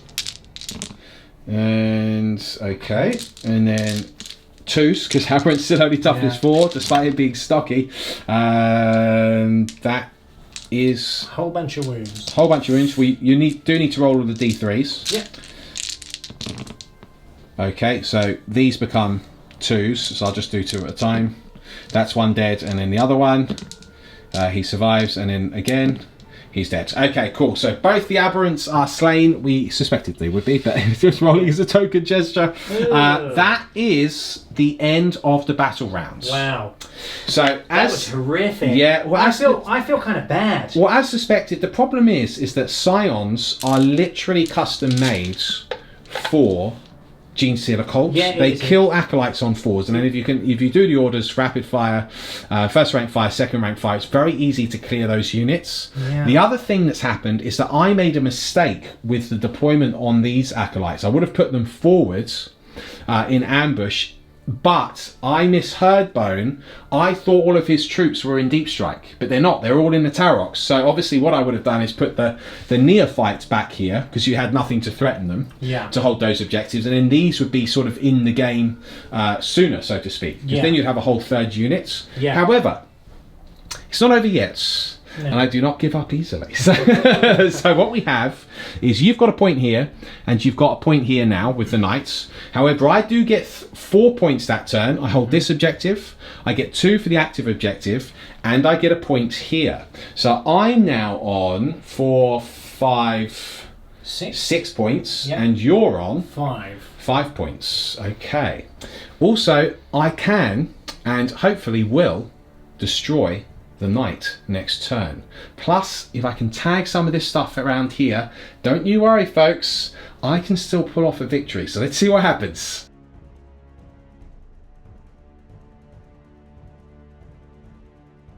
Right folks, we are rolling for the active objective. So D6. It is number 1, which again is this one. Interesting. Okay. Movement phase, turn 3 for the cult is complete, and they are on the move. They are holding at the moment 1, 2, 3, 4, and this one's probably being contested at this stage. Yeah. But this could be a devastating turn. That might. Let's not lie. The Imperium hit you hard. Oh yes. Right where it hurts. But having said that, this knight could be in peril here, and so could the rest of my army if some certain powers are employed, and you're still going to get a lot of points next turn.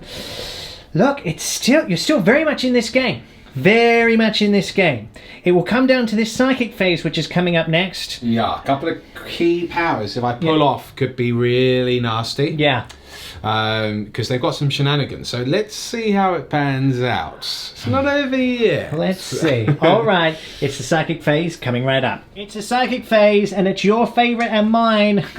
Mental Onslaught. Yes. Yes. Okay, very good. So I, of course, am going to cast it on Knight 7. Yeah. Now, we've set a precedent for this. Oh, it goes off. Oh, good. Oh, yes, it goes off. Yeah. Very nice. Right, so that is... we now do the roll-off. I'm just going to check if there is anything ganky with the leadership. Like, you know, Shadow in the Warp. Because then if I gave you a minus as well, wouldn't that be fun? Yeah. Wouldn't it indeed? No, there isn't. Okay. So, you know, it's worth a try. Yeah. But, okay. So what we're going to do is do the roll-off. Okay. So I'm not sure what the leadership of a knight is. I'm assuming it's 9. It might be 8. All right. Well, you should check that. I should check. Well, let's do that, and then I'll come right back. Okay. Leadership 9. Tough, because I need to beat you. I am leadership 10 though. All right. Let's see what we can do. Right, if we can just continue to beat you, why don't you roll first? Okay. I'll roll first. I've rolled a 1. Okay. Well, I literally cannot. I don't need to. Okay. roll. So You down use to a 17. wound, yes. Very good. Okay. Again. If you'd like to roll a 1 again, that'd be amazing. No, I rolled a 5 that Okay, time. you rolled a 5. So I need something high here. I get a 4. That's still only equal. So you do indeed beat it. Okay. So 17 wounds left. Very good. We're just going to slightly go back. We said we were going to do this off camera, but we got excited about the mind powers. So I did. I'm going to spend a CP. So I am down to 2. Yeah. And this is on hyper metabolism. Yeah. This will be on my Broodlord this time. Okay. Because I just need him to try and survive as long as he can. So Cool. he's now on 5 wounds. 5 wounds. He gets 2 wounds back. Better than a kick in the teeth. Oh yes. Okay. So now you have some more psychic. Yes, I do. So now I am going to take control. He's going to take control Of your knight, because I am in range of that. Oh yes. You've just got to roll a 7. Is that right? Yes. So this is mass hypnosis, or rather mind control. All I need is a 7. It's 7. That it is goes what I call off. magic. And the even better news is, your Slade is not in the range. range. I sir. know. That's Good what news, happens everybody. Okay. Now here's the thing. All right. So these are the little shenanigans that you can do. Now there was a stratagem where you can appear 3 inches away from coming in from ambush. So this is a little trick you could use on one of your psychers. So with mind control, warp charge 7, if manifested, I select the enemy model. Well, that's the knight, and roll 3d6. So it's not guaranteed yet. But I now need to beat. If it's less than a leadership, nothing. If it's equal to or exceeds, I take control of you, and I can make a single close combat attack, or I can immediately shoot another enemy unit of your choice. And it doesn't say shoot one gun, I can just shoot. Right. So I'm just going to shoot everything, other things. So 3d6. Insane. Okay, so just need to 9. Oh. 6, 7, 8, 9, 10, 11, 12. That's what I call mind control. This is how it's going down. Okay, great. This is the turn that this is the power that wins me the game. Right, it could, quite really, it really could. So, the battle cannon is going into here. Yes. The Avenger Gatling cannon is going into the units down there. Yes. The heavy stubbers are going into this unit of 3 here. Or is that yes, right? That's correct, yes. And then the missile pod is going to go into this unit here. Yes. If he gets the perfect... Oh, and the heavy flamer. Because you've got a heavy flamer on there as well. I do. Good news, everybody. Yeah. So it's an 8-inch range, isn't it? Yeah. Yeah, I'll put it on that unit as well. Why Excellent. not? Why not? Because he can't see that little 2-man unit. No, lucky I hid them. Right, okay. So this is going to be fun for everyone involved. Fun. Okay. Fun for all the family. Right. If he has the perfect turn, suddenly this game is turned on its head dramatically. Well, then all of a sudden you are in trouble, sir. Yeah. Right, Now, so here we go. before you go, though, I'm sorry to interrupt. Yeah. We're about to run out of battery. I just need to change that, Alrighty. and then we'll crack on. Ending up with the heavy flamer. Okay, heavy flamer, because why not? Oh. Oh, good. Oh. Not like this. It's going to be a sinking field. Not like this. Right, so 3's to kill. Sorry, 3's to wound, not 3's to kill. Yeah. Right, 5 wounds. Heavy flame is -1, I think. Yeah. So you get 5s. 5s because of Tempestus. Oh yeah, but 2 are singed to a crisp. Okay. Well, let's go Very straight good. onto the Avenger Gatling cannon, or should I say Endless Fury. 4, 5, 6, 7, 8, 9, 10, 11, 12, 13, 14. I say it's quite nice using Imperial weapons against themselves.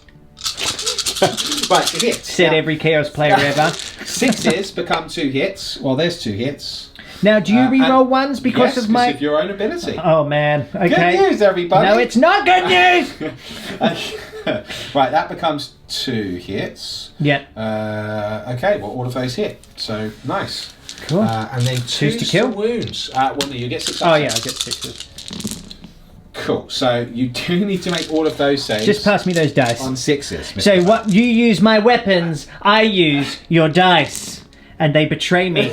That is the unit wipe. Destroyed. Oh good. This is going really well. Marvelous. Now the battle cannon. Yes, the battle cannon. 2d6 shots against that Helverin. 5, 6, 7. 1, 2, 3, 4, 5, 6, 7. Hitting on 3s, rerolling 1s. Okay. Right, I can see the appeal of these knights. Yeah. Right, so 3s to wound you now. Oh. That's 6 wounds. But you do have 5-up saves against it. I should have rotated my iron shields, but I did not declare it, so I'm just going to take that on the Well, chin. you can do that. What, on the Helverin? You Yeah. can do that now. You sure? Of course, yeah. Alright, well, so I've got 2 command points left. Yeah. Okay, so I need 4s. Sure. That helps at least. It does. Yeah, so only 2 go through. But if you roll... 2d3 damage. Yeah, you can still kill him. It's 4 wounds, so he will be alive on 2 wounds remaining. Very good. Missile pod into this unit here. So you gave him the Iron Storm? Yeah, so it's D6. D6 shots. The strength 5 one, yeah? Yeah. Just the one. Reroll because the first night it hits. 3s. It wounds. I think it actually is -2. Or is it -1? It's -1. Okay. It's damage 2, isn't it? Yeah. He makes a save. Save, okay, No very nice. problem. Yay me. Cool, and then heavy stubbers. 6 shots at the plasma units, re-rolling that 1. Okay, and then 3s. Okay, 4 wounds on the 3-man unit, the sergeant and the 2 plasma. Live.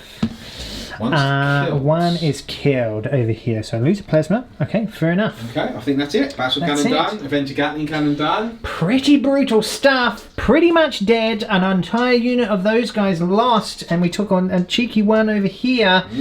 Not bad, not bad. We're in the shooting phase now. Autocannons into the Helverin. And then the heavy stubber is going to go into this unit of 2 scions here. Yes. Okay. Okay. Auto cannons. We've got 4 hits. That is a very good start. We've got, well, 2 wounds so far. We've got still 2 wounds. 2 wounds. He needs to save -1. He needs to save both. He needs 4s or more. Oh, he's 4s or more. Unbelievable. Okay, 3 heavy stubbers now at the unit down here. Yeah, so 1 hit, 1 wound. Oh, Okay. forgive me. No, Killed. so another one is killed. It is just my sergeant left. Yeah. Fair enough. Okay, do you know what you're shooting next? I do. Well, actually, I need to check range. Let me Okay, check. coming over to this one now. Second time lucky, on to the Helverin heavy stubbers into the night. Okay. Alright, let's do it. Auto cannons, 2 hits. Okay. Auto cannons, 1 wound. 1 Save or wound. die situation for that Helverin. I've made the save. survives. Incredible. Okay. Okay. 3 stubbers, 2 hits. No wounds on the No knights. wounds there. Fair enough. Now 2 mining lasers into the Helverin here, and where are you putting the rest of the shots? The auto cannon. The auto guns will be rapid fire. Well, hold on. The flamers are doing 2d6 shots into the melter gun Melter guns squad. there. Yeah. And then the auto guns. Well, one's in rapid fire. This one's out. I need to come around and actually see. Yeah, so just one's in rapid fire, 2 are in rapid fire. He is just in rapid fire, so 3 in rapid fire. Yeah, I think I'm going to do 3 rapid firing over here, Okay. and then the normal auto, the rest of the auto rifles there as well. Okay. The 2 mining lasers at him, the Helverin. Okay. The neophytes will probably throw a grenade at the nearest sergeant. Okay. And the flamers on the melter guns. Okay. Something like that. Let's see what we can do. 2, 3 rapid firing, plus we have 3 others. Okay. Or 2 others, I should say. 5, 6, 7, 8, 9, 10. Yeah, okay, so these are all of the guns, the auto guns. Oh, that's a good roll. Yeah, it's nice. 4s on that rear scion unit, just 2 wounds. One's dead. killed. Okay. Remove him. Now check for the grenades option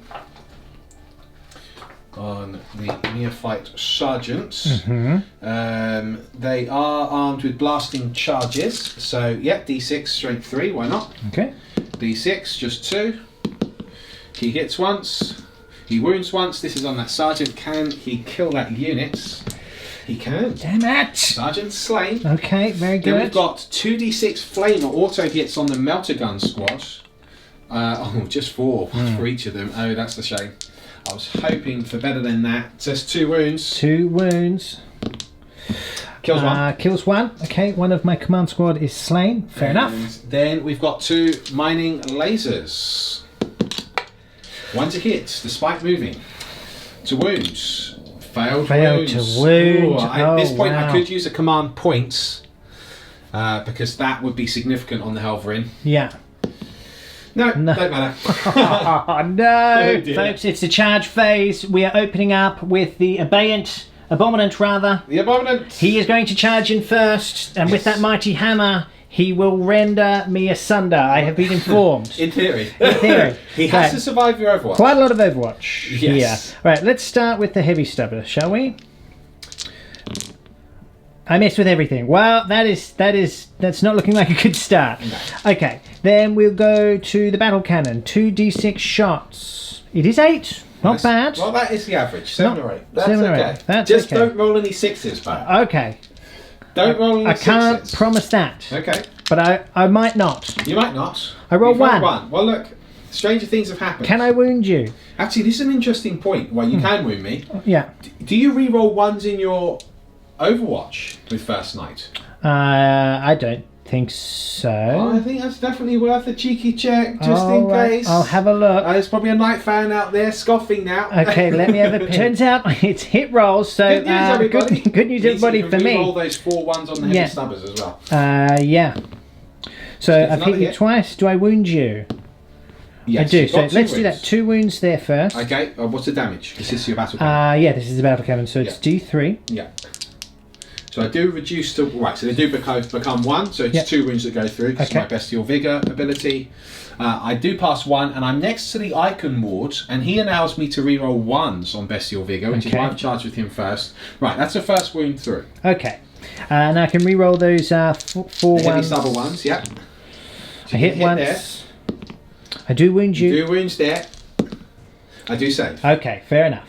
So what have I got left here? So you've got the Heavy Flamer. The Heavy Flamer. Shall we do that now? Yeah, alright. Just the one. Okay. He fails to wound. Fails to wound. 5. Okay, very good. Right, so Right, the missile pod, D6 shots. Oh no, it is 6. And this is damage 2, this one as well. This. If you hit though. Right, we hit hit twice and twice. you roll 2 ones. Yeah. Right, so still hit 2 twice. It is strength 5. Right, so 4's to wounds. 1 wound. to wounds. Now this is -1, isn't it? Yes. So I do save on a 6. No. Alright, and then the damage is 2, so I've got to make 2. Oh, he makes them both. Cheeky. Okay. And now Endless Fury. Endless Fury. So this will be telling Your friend and not my friend. your friend and your friend. Right. So 14 shots. 14 ones, shots, re-rolling 6's turns. become 2 hits. Good news, everybody. How many wounds have you got left? I haven't taken any wounds yet. Yes, you have. Yeah, I've got 4 wounds left. I see.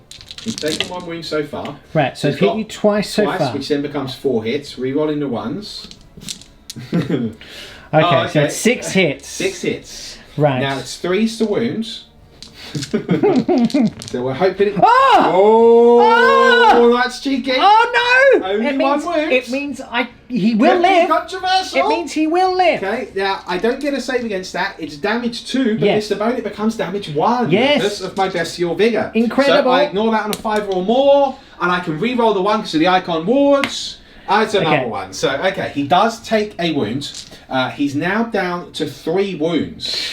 But you have finished your Overwatch, haven't That's you? it. He survived. Wow. Okay. Against the odds, I charged him first because of the Bestial Vigour, and I was just hoping I'd get jammy. Turns out I didn't get jammy. Bones just got unlucky. Yes.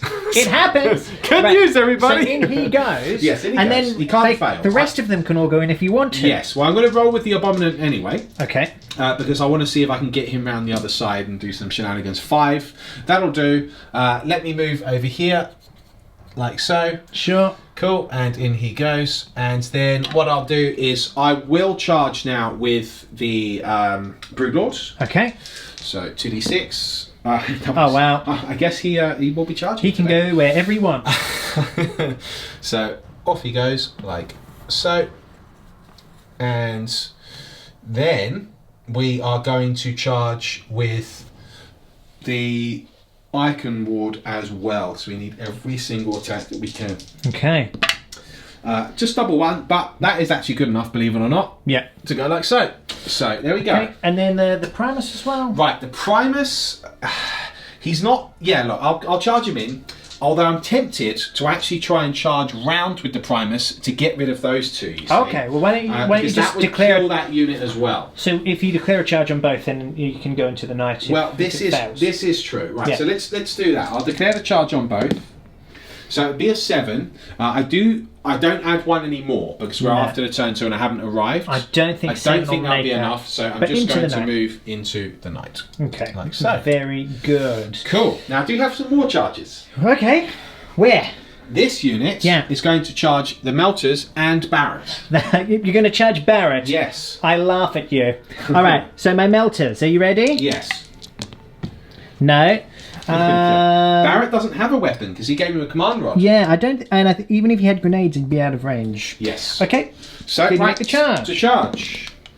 5. Well, that will certainly make the Melter. Yeah. It might actually make Barrett when you pile in, to be fair. When you pile in, it would. But, this guy is actually just directly 5 inches away, and so's this guy. So, with a pile in, you might be able to get him. Yeah, with a pile in, I think you can get both. Okay, and that's all your charges? That's all my charges. Okay, pretty good charge phase. Let's see what happens next. The Patriarch is starting off this fight phase. Yeah. He's going to show everyone this is his master plan. He's been building up for decades, living in sewers, and now he will show you why he is the alpha hunter on this table. Yeah. So, What's he got? Well, he's got the Warlord traits, which is giving him +1 strength and +1 attack, which is called Biomorph Adaptation. Okay. So he's now got 7 attacks, hitting on 2s. Right. His strength is 7, but with his monstrous rending claws, he can reroll failed wounds anyway. Okay. So what we want to do here is really, really hurt you in a bad way. So unfortunately, we do roll 2 1s. I can't really let that stand. So I'm going to have to use my last CP to re-roll it. So we do at least get 6 hits. Okay. Because I need every single one to count here, you see. Yeah. Right, so I've got no CP left, but I now wound you on 5s, but 6s become -6 and damage 3. Okay. So we could hurt this knight in a bad way. We've got a 6, a 5, a 5, and a 5, and 2 1s. We can re-roll the failed wounds. Double 6 would be nice. No, it's a 1 and a 3. Okay, so 1 is flat damage 3 with no save. Okay, so he's down to 14 left. The other 3 are at -3. Okay. So you need 6s, and they're D3 damage. Okay. So 2 failed so far. Okay. Oh, hang on. super close up with the board. And sorry about that. You failed all 3. Okay, so I'm going to use a CP here. To try and get a 6 up. To try and get a 6 up save. Okay. Because I can't afford to lose any more. To be degraded. I see. Okay, here we go. He's looking for it. Oh. So I've got one CP left. CP left. Okay, very interesting. So that's 3d3 now. Damage. It is only 4 points of damage despite that. It does put you down to 10 though. It does put you down to 10 wounds. Oh dear. Interesting. Okay, so who's attacking next? Well, now I'm going to attack with the Abominants. Okay, and so he's got a hammer, right? He does. Now, normally this power sledgehammer is a -1 to hit, but I get a +1 to hit with the Primus. I add 1 to hit. And then furthermore, this is an interesting one, everybody. Brute Telepathy. Add 1 to hit on a Genestealer unit, so that's not him. Okay, fine. So I thought there might be some weird double stack thing. Well, that would have been cool. Well, I wouldn't be sure if it would have worked anyway. It would have been 1 for the FAQs, except it's not. So right, so 3 attacks. We're ignoring the minus because of the Primus. We only hit you once, despite that. Okay. Can we wound you? We can wound you because he is a whopping strength 12 with that weapon. It is -3. Right. It's damage D6, so you need a 6 up to save. It's damage D6. It is damage D6. Okay. And then on the roll of a 1 or 2, it becomes damage 3 anyway. Oh, good.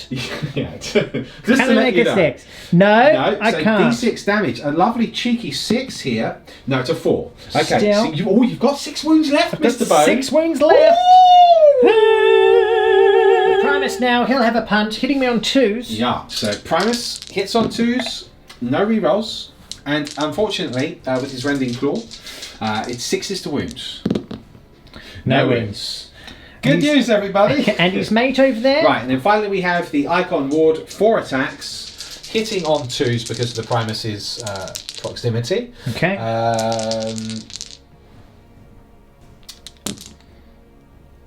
Okay, 2 hits. Yeah. And then we've got a wound with our rending claw. So this is -4, so no save.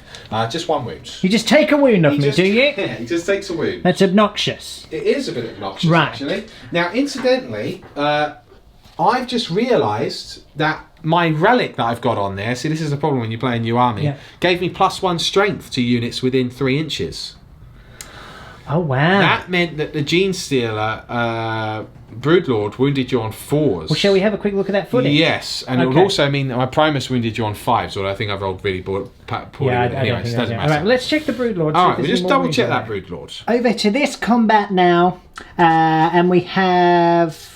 Are they all going into the command squad or some into Barrett as well? So we're going to do the sergeant into Barrett. Okay. And then we'll do the others into the command squad. Okay, cool. So, okay, here we go. Sergeant, he gets 3 attacks with his chainsword. He hits you twice. Okay. And he wounds you once. Okay. I think that's loses a wound. Lose a wound. Okay, fair enough. And then we've got 9 attacks. 3, 6, 9 attacks. Oh, hello. Come on, Neophyte hybrids. Oh, anyone wound. I Let's did kill one there. there. I'll take it. My melters are being slain. Very good. Okay, cool. Is that now my turn to hit you back? Yes, although I'm going to do a couple of ganky things now because we're really up against it. I'm going to Did you just remove a melter gun? Yeah. Yes, I'm consolidating here so that you cannot retreat from me, which means you can't shoot me, and I like that. Well, this is how it's going down. It's night 7. He's still got 12 attacks, but he's only hitting on 5s. So Bone has nominated 3 on each of the characters in combat with him. So I'm going to just remove you all. Well, which, to be fair, would be epic. Yeah. I'm going to okay, so stop. Okay. 3 attacks on the Broodlord. Okay, this is on the Broodlord. Sorry, the Patriarch. The Patriarch. About to be Patri dead. Well, we'll see. That? We'll see. Well, that's a hit. Once. That means he's guaranteed to survive, Mr. Bone, but it's the first round of a combat. Crashed. Oh, that's crass. You've only hit once. It's like you swore that you didn't. Okay, so 1 hit. Can you wound? I can. You can. I do have I've got an invon / save. I fail that save. D3. It's D3 damage. It is 1. I don't get to ignore any wounds, so that Patriarch is down to 4 wounds, Mr. Bone. Okay. Okay, now you've got the Primus. I'm going to kill the Primus. You've hit twice. Woo! Let's kill the Primus. Hit the Primus here. It could be right. That is 3 wounds because I'm only toughness 4. Okay. And I actually believe I've only got a 5+ save. I do only have a 5+ save. That's 3d3 damage. I'm very likely dead. Can you kill him? Yes, I can. Yes, you can. So he's dead. Good. I'm happy about that. However, I'm within 6 of the Nexus of Devotion, which is the Acolyte Icon Wards, and that means that I have, on the roll of a 6, I ignore wounds. Okay. For on nearby infantry. So how many wounds did you do? 4. Yes. Okay, because you rolled a 4 and 2 2s. I think so, yes. Okay. It was a long time ago. It was a long time ago. Well, I survived on 1 wound, everybody. So you're alive? I'm alive. Okay, so I haven't killed anything yet? No. Alright, now on this heavy hammer thing. Okay, the Abominant. He has a better hammer than Cadmus Bane, by the way. A better hammer than Celestine. But he doesn't swing it as accurately. No, he doesn't. Or as often. But now, for that, I'm going to remove him from existence. I see. Rerolling. That was a great story. That was one of those stories that would go down in Cadmus's saga book. You know what I mean? If it was he would do something. Right, I get to attack one more time. Yes. And this banner guy. Yes, the banner guy, the Icon Wars. That's 1 hit. That's still only 1 hit. That's It's no wounds. Well. It's no wounds. I killed nothing. Wow. I killed nothing. So he gets 3 attacks. Does he hit on 3s though, as opposed to 4s, which the normal style just do? I'll get the Codex again. Shall I? Don't just put the Codex down. I'll open it up. I'm pretty sure he does hit on 3s, Mr. Bone. He gets 3 attacks and he hits on 3. Okay. Right, we'll have to do it separately then, won't we? Yeah, that's right. Right, here comes Barrett. Hiya. Oh! No. No, you can't re-roll. I could. No, you're not a Starties. Okay. One's a wound. One's a wound. One's a wound. I do get a save. Face. I get a save. Oh. Cheeky. Okay, here we go. The other guys. 1 hit. And 1 it's a wound. wound again. Remove yourself from existence. I do kill 1. I'll just remove him. Die. So you're still trapped. No, I'm not. Yes. Right. Well, that marks the end of the turn. Great. Is there a cheeky morale worth doing on the command squad? You only lost 2. Yeah. But what's your leadership on a command squad? 7. So on a 6, I could lose 1. Good. Hey! But could you remove... You should be smart here and remove the one which is trapped. Which one's trapped? Oh, actually, they're almost both trapped. Yeah, they're both trapped. Okay. Well, if I kind of moved him, I don't think I can get out. I can't get out. Okay, so he's trapped Lawrence? regardless. I can't get out. You can't get out, Bone. You're dead, Bone. Well. Or Wellington. That is the end of the turn. Look, how did we do? Well, we're sort of just trying to win on points here, but he's now got the Knight, the Helverin, 2 Tower Rocks, a pretty fresh unit of Scions here, plus these 2 Scions to get himself back into the game for turn 3. It's Imperium turn 3 coming up next. Will they finish this force, or will it be a steal of a victory for the Cult? Let's find out.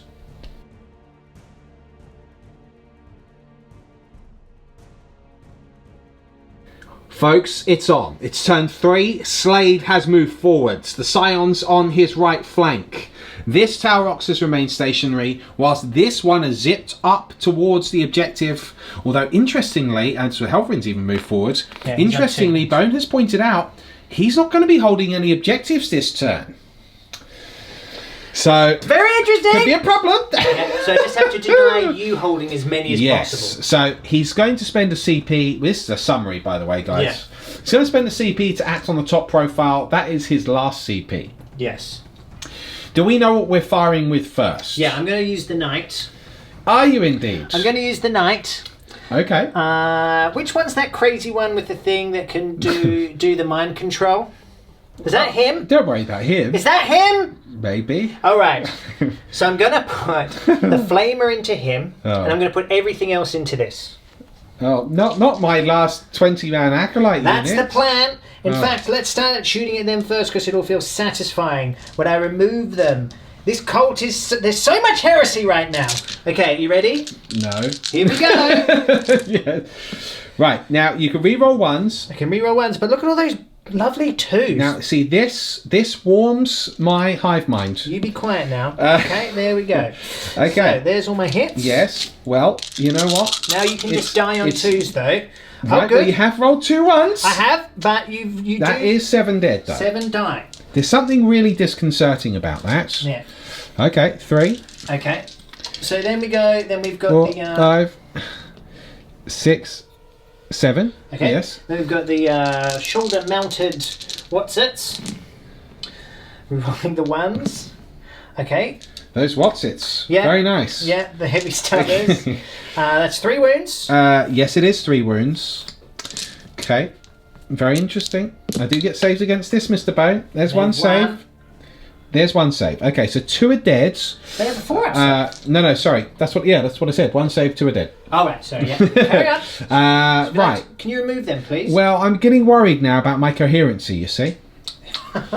So I might have to give up a point. That's not very nice. No. Okay, well, we'll give up a point. That was the plan. Right, now the battle cannon. Yes. 2d6. Firing at them as well, is it? Yes, 11. it is. That's obnoxious. It sure is. It's like that guy, the spider, rolls like that. Yeah, well, my time has come. Okay, to hit. Right, we roll the 1. No. And now it's 2s. Right, that's another 7 dead. No, 6 dead, sorry. 6 dead. 1, 2, 3, 4, 5, 6. Okay. Okay, and now the missile is all I've got left. Yep. D6 shots. Well, frankly, Bone, I don't know if you've realised yet, but it's not really going to matter. Well, it is. Well, I'll just lose on morale, won't I? Strength 5. So, fail to wound. Failed to win. Well, I hope you lose. Don't you have 2 command points left, though? No, I've got 0 command points left. Oh, I see. Oh, well, there you go. Yes. Oh, well, that's worked out quite well. All right, then I'll flame him. Yes, you're going to flame the Magus. D6 shot 3. I've got 3 wounds left. It's very interesting. You've only wounded me twice there, Bone. That's all right, so he'll maybe live. I think I'll get 6 up saves against that. Fail both. He's got 1 wound left. Good. Okay. That's the knight fired. Let's see what he does next. These 2 scions now. He's overcharging, and he's firing at the Patriarch. Okay, here we go. You ready? Yes. Hitting on 3s. No re-rolls. Okay. I was not in range to give these guys any orders. So I've got a 6 and a 5, so Okay. it's an additional shot. That's 3 hits, Lawrence. That is 3. It's very interesting. Wounding you on... What's his... Yeah, you're wounding... Well, 3s. my toughness is 5. That's 1 wound. 1 wound, Mr. Bone. Only 1 wound there. Now, I've got a 5+ invulnerable save, lightning fast reflexes. Not that it matters. That's 2 damage, but I ignore wounds on 6s because I am still within 6 of the icon ward. And I do ignore one of those wounds, Mr. Bone. So he just takes a wound, does he? He only takes a wound. Just takes a single wound. He's got 3 wounds left. Great. Yes. Okay, now the pistol from my fella. Oh, it's double shot. Oh! Oh! But that's it. It's 2 hits. He's going to kill you. No. No, okay. No wounds.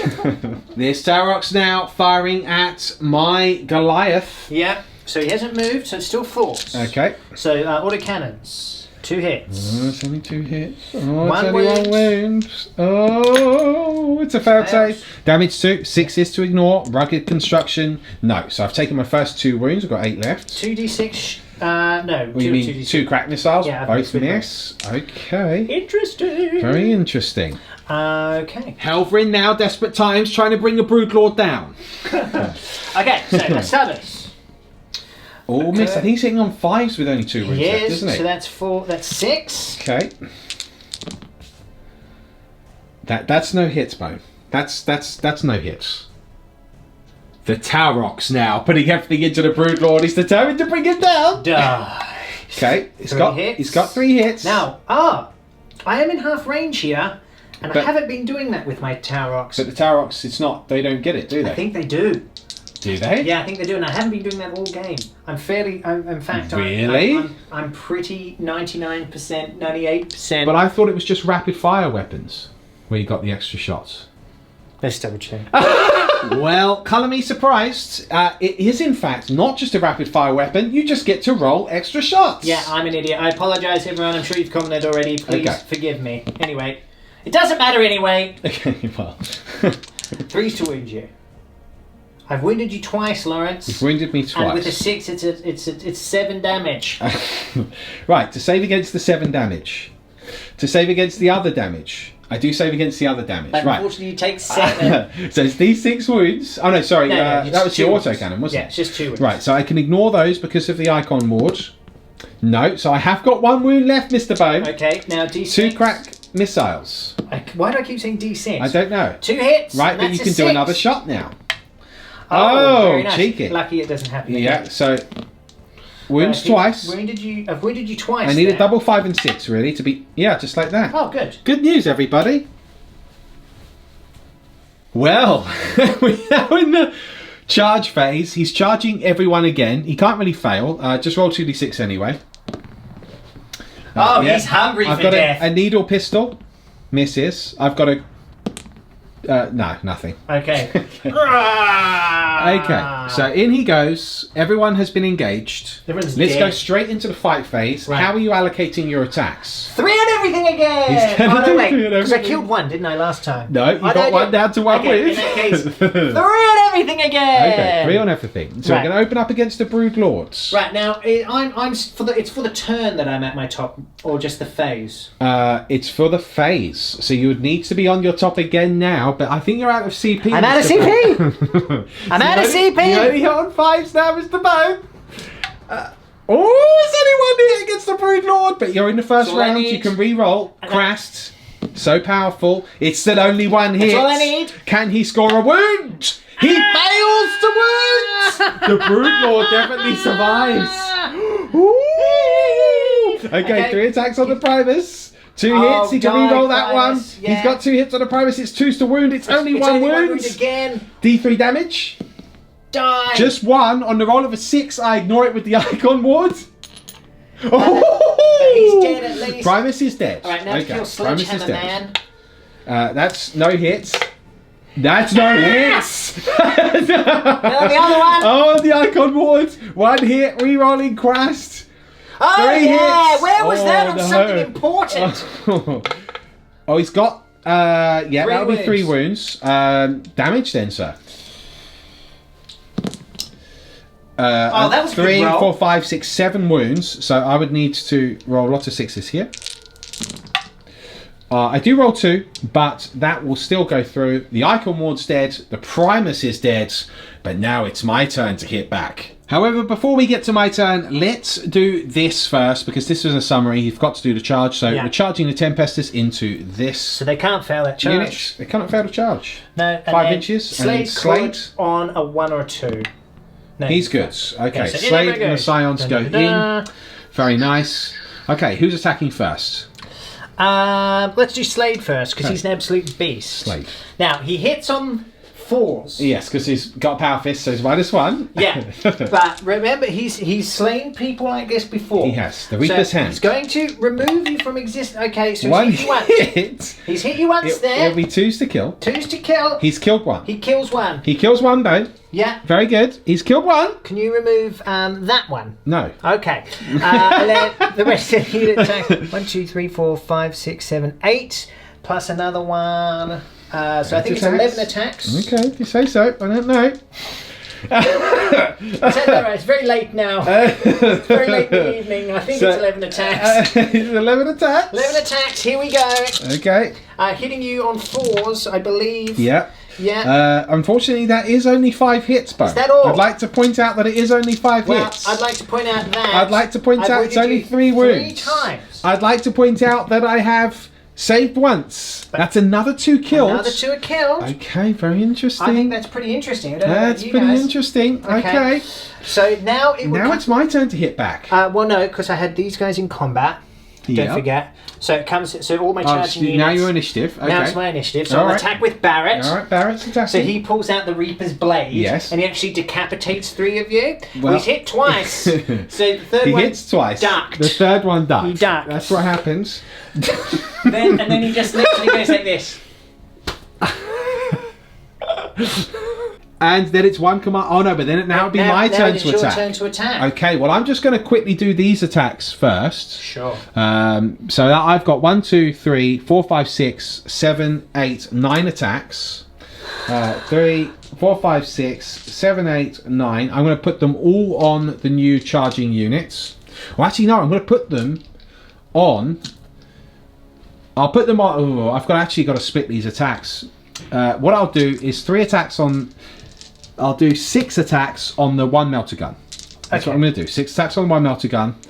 That is 4 hits. That is 4 wounds on that 1 melter gun. He's very dead. And then I'm going to put 3 attacks from the sergeants onto Barrett because he'd lost a wound last turn. That's 2 hits. That's 1 wound. Oh, we take you a piece at a time. It's very interesting. It's hammer time. It's hammer time. All right, let's do it. 3 attacks. The Abominant. Now he is -1 to hits, unfortunately. So only 1 hit. Only 1 hit. 2 wounds. That is a fair wound. Isn't he strength 12? Yes, but you are toughness 8, Mr. Bell. Oh, that's mathematics. Yeah. All right, well now done. I'm going to do the Broodlord. Okay, so he gets 7 attacks. Sorry, the Patriarch, everybody. He gets 7 attacks. Hitting on 2. He hits on 2s.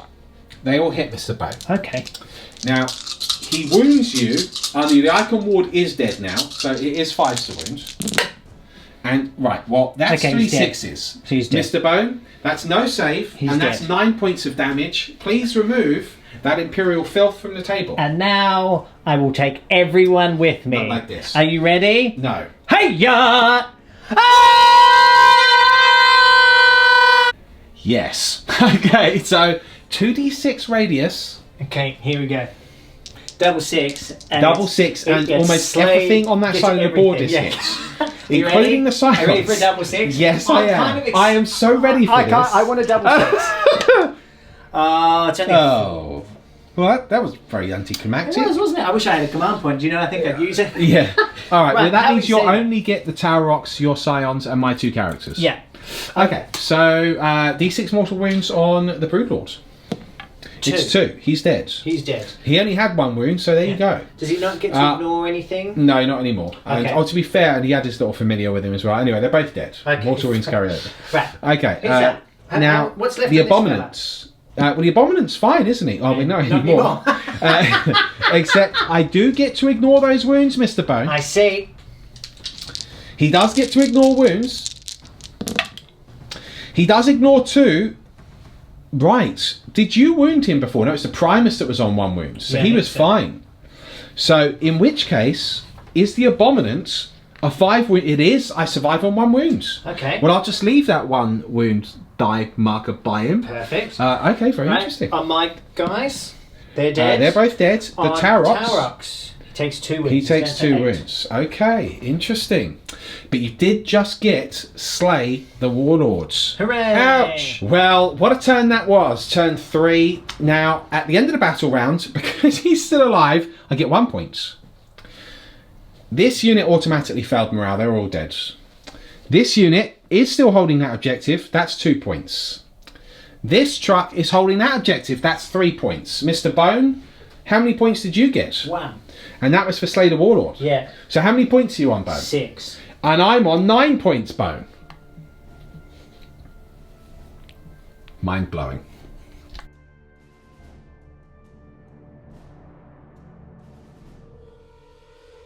Well, folks, it's a new battle round. It's battle round 4 for the Genestealer Cult. We have 2 trucks, a Magus, some cultists, and an Abominant left. What is the active tactical objective this turn? Objective 6, which means multi-ball! all of them. Multi-ball. They're all active objectives. Well, well, well. Let's see what happens. 4, here is the summary. We've done a cheeky hide over there. He's gone back to the shadows to come out of the shadows and hopefully charge something. Yes. We'll see. Old mate Magus, he's holding Just this within objective. 3, and he's 18 inches away from that tower ox because we're going to do some smite. Good. Yes. These guys have just had a great time. Yeah, they're just partying on that party bus. Absolutely love it. Yes. Party, bot. Yeah. Right, okay, so here it is. Okay, so we're going to go straight into the psychic phase. Okay. The Magus. Smite. You are smitten, sir. Now, I think I am in range to deny you. You are finally in range. Here we go. Oh, Yes, you are denied. That's not very nice. Stick that in your pipe and smoke it. Right, what's next? Okay, shooting. Right, now, the autocannons Yeah. are going to fire at... Actually, I'll do this one first. Okay. The autocannon will fire at the Helverin. The stubber isn't in range of the Helverin, but it is just in range of the Tarox. Okay. So we'll do the stubber first. No hits. Good. We'll do the autocannon. 3 hits. Ooh. No. Can we finally get rid of this Helverin? No. That's a wound. It's a save or die situation. Hiya! No! No! Oh, he's destroyed. Does he blow up? Oh. But he is killed. Okay. Woo! Long. That's actually a huge blow for me. That's not bad. I don't like that at all. I'm rather fond of it. No. Then this autocannon will fire at... Now, I don't know if I want to... I'm going to have...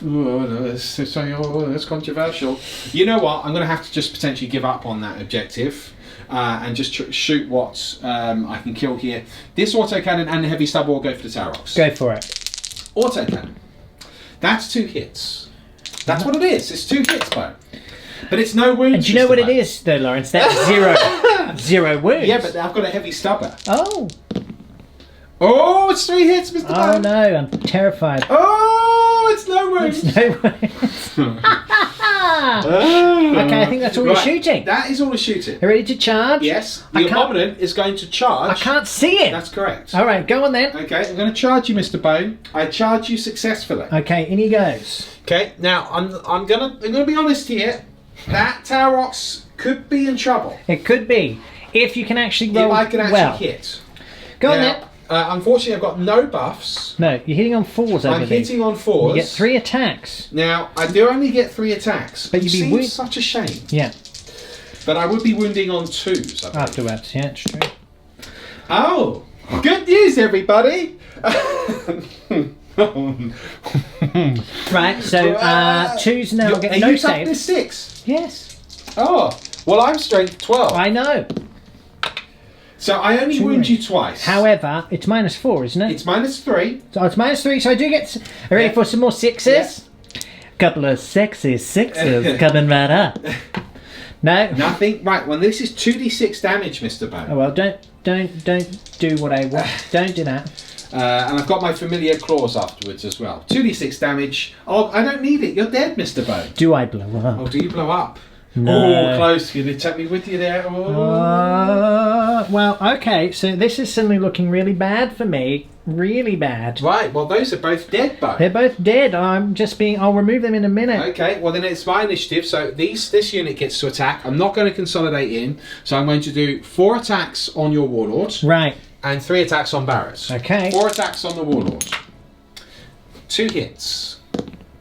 That's 2 wounds against Slade himself. Always save twice, he's a badass. It is Slade. It is Slade. And now to finish Barrett off. Oh. Right, now I'm going to hit you back. Okay, so Slade Yes. hits you once and doesn't kill anything. He's had enough. Barrett hits you 3 times. Oh dear. He wounds you Oh dear. 3 times. I saved twice. But 1 is killed. 1 is killed. Right, then the rest of my unit, it's 11 attacks still. Because I don't think you've killed anything from it. No, I haven't. Yeah, very good. Okay, here we go. 4 hits. 4 hits. It's forced to wounds. It's 2 wins. 2 wins, mate. Just kill him off now. I save another. So 2 are dead. 2 are dead. But we're still alive. Okay, very good.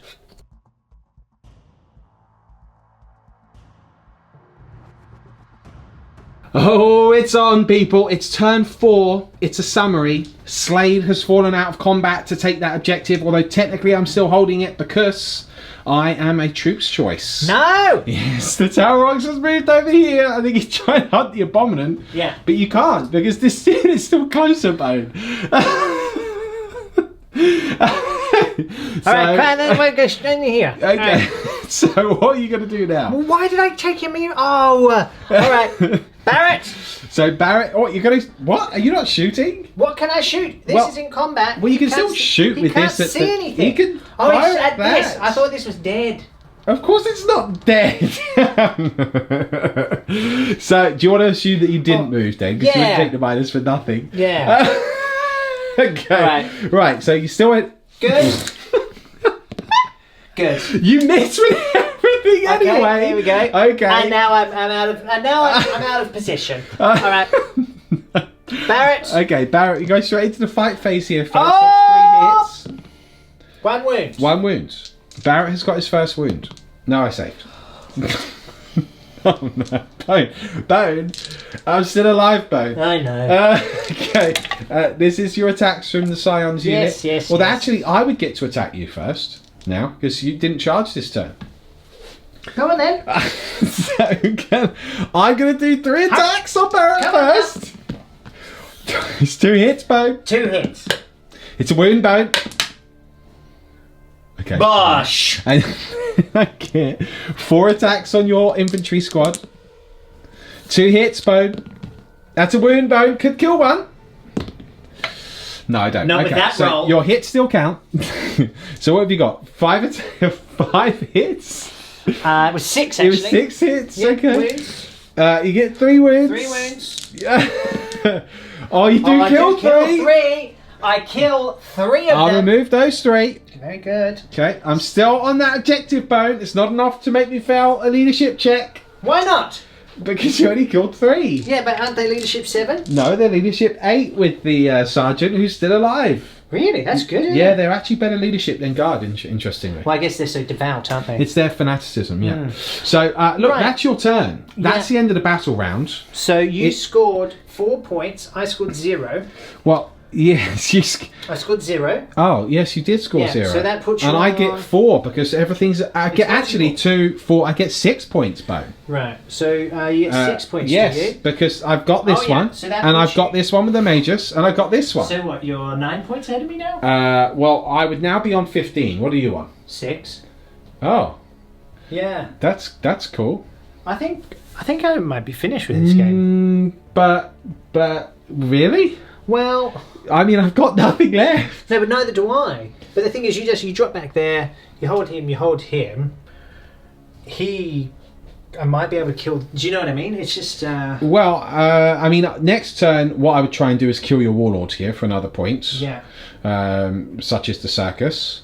Yes, the Abominant, as you say, would probably just fall back over here, and this one can't really see anything anymore. It doesn't need to. Okay, let's have a proper talk about it. Wow, well that went really differently to how I anticipated it. Yeah. But that's how I see them being played. It's they play the mission, they get all the points. They win the war of attrition. Yeah. So the reason I wasn't convinced he should concede at first, but then we realised it would be his turn 5 next. I'm 6 points ahead, and he couldn't see my actual truck, which is actually an advantage for me in the end. Yeah. So he wouldn't be able to stop me holding that for another point. Yeah. And he couldn't target the Magus next either, so I would get another point there. We didn't bother rolling to see which the active objective would be. Yeah. The maximum points he could have scored would be another 2, assuming he held that corner objective. So he couldn't physically get back in the points game. No. Not with the amount of turns we had left. But you obliterated me. But then I obliterated you. Yeah. But then you blew up and obliterated me. Yeah. It was wild. The whole thing was wild. That was very weird. It's a very weird game. My brain is dead now. Yeah, I'm fried. It was quite a difficult army to use, Genestealer Cult, because it's very cerebral. They've got a lot of different rules going on. I tried to show you as many stratagems as I could.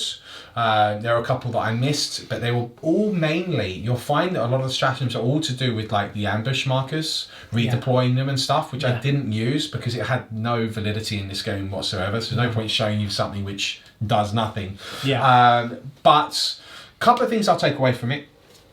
I do quite enjoy the aberrants, but they need their buffs, but they're very expensive, guys. You know, they're like 200 and...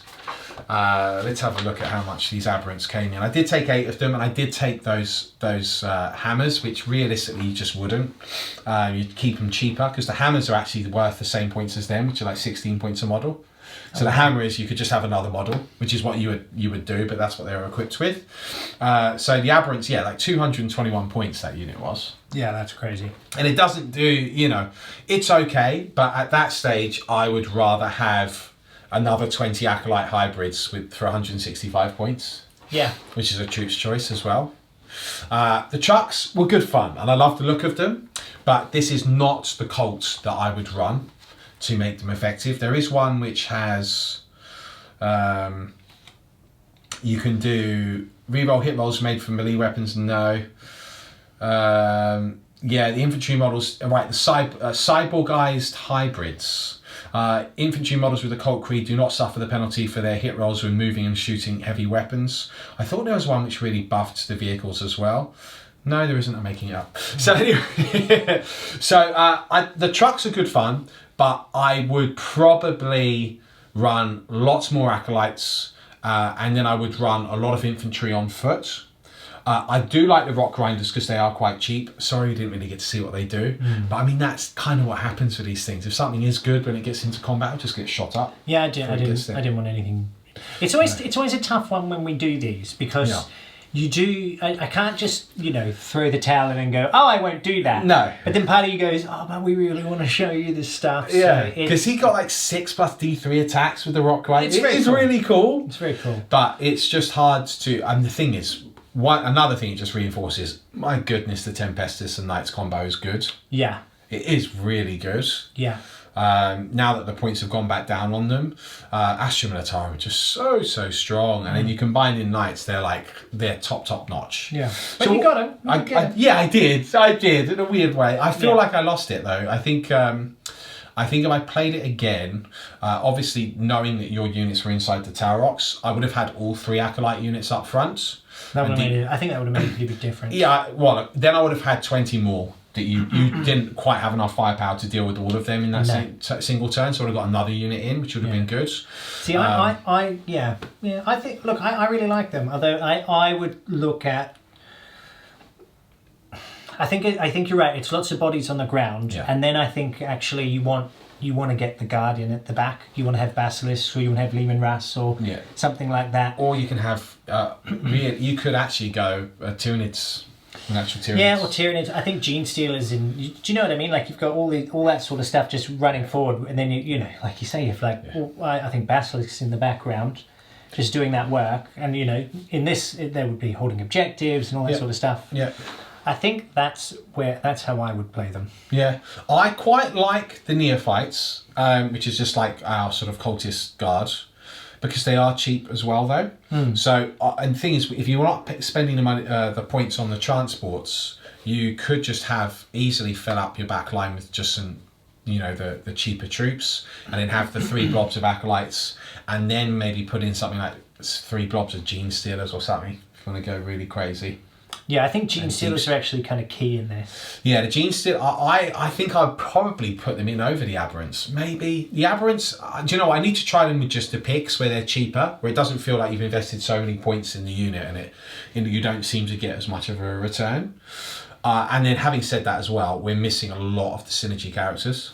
Yeah. And I didn't get to use the Agents of X thing, but we know Agents of X does. Yeah. And I think it would be it'd be interesting with the bikes and stuff as well, because once you've got them and they've got that inbuilt -1, they do have an inbuilt -1, yeah. Then actually they become really good at holding objectives as well. Yeah. I think that it's interesting. Yeah, I think it's I think it's a really good codex. Yeah. It's a very different play style, and and if you learn how to use it effectively, it's going to really throw your opponents off kilter. Yeah. Because they're not because you don't see the army that often. No. And so suddenly, if it appears in the board, you're a bit like, oh, what's this do? Yeah. Then suddenly your knight just starts killing all your own units and stuff like that. Yeah. And then they've got things where you can deny Overwatch and all that sort of stuff. Yeah, so that was the other power I had on the mages, where I was, it was either that or control the knight for a turn, and I thought, well, okay, controlling the knight would, because I had to kill the other troops as well. So yeah, I was bad. You really want both of those powers going off each turn. You do, and so what I wanted, I didn't have the points in this. This was more fun. I wanted a bit of everything, but you'd have the familiars with him so that he could cast 2 powers a turn. Yeah, but I didn't have the points for the 2 familiars in this one. I really like them. I think the cult are very interesting. I do think that they're a finesse army. I think if they can be unforgiving. I think if you make a mistake, you can get punished for it. Yeah. But if you play them well and you control the boards well, you should either A, win on points, or B, when those charges go off, you can absolutely ruin armies if you actually overwhelm them with bodies. Yeah. It can be really, really nasty. Yeah, well, what an excellent game. Yeah. A weird game, but an excellent game. Yeah. I think it kind of. There was a time where I thought maybe this isn't going to be that fun to watch. Yeah. But if you stuck with it, I think you should have enjoyed it. I definitely did by the end. So look, anyway, I'm going home now. Yes. I've had enough. Yes, you've had enough. Yeah. Hope I'm going to go that. back into the Spire somewhere and, just get another insurgency happening. Well, you got to do what you got to do. Well, until next time, this has been a Genestealer Cult Codex preview with the Bone and the Spider, and we'll see you soon.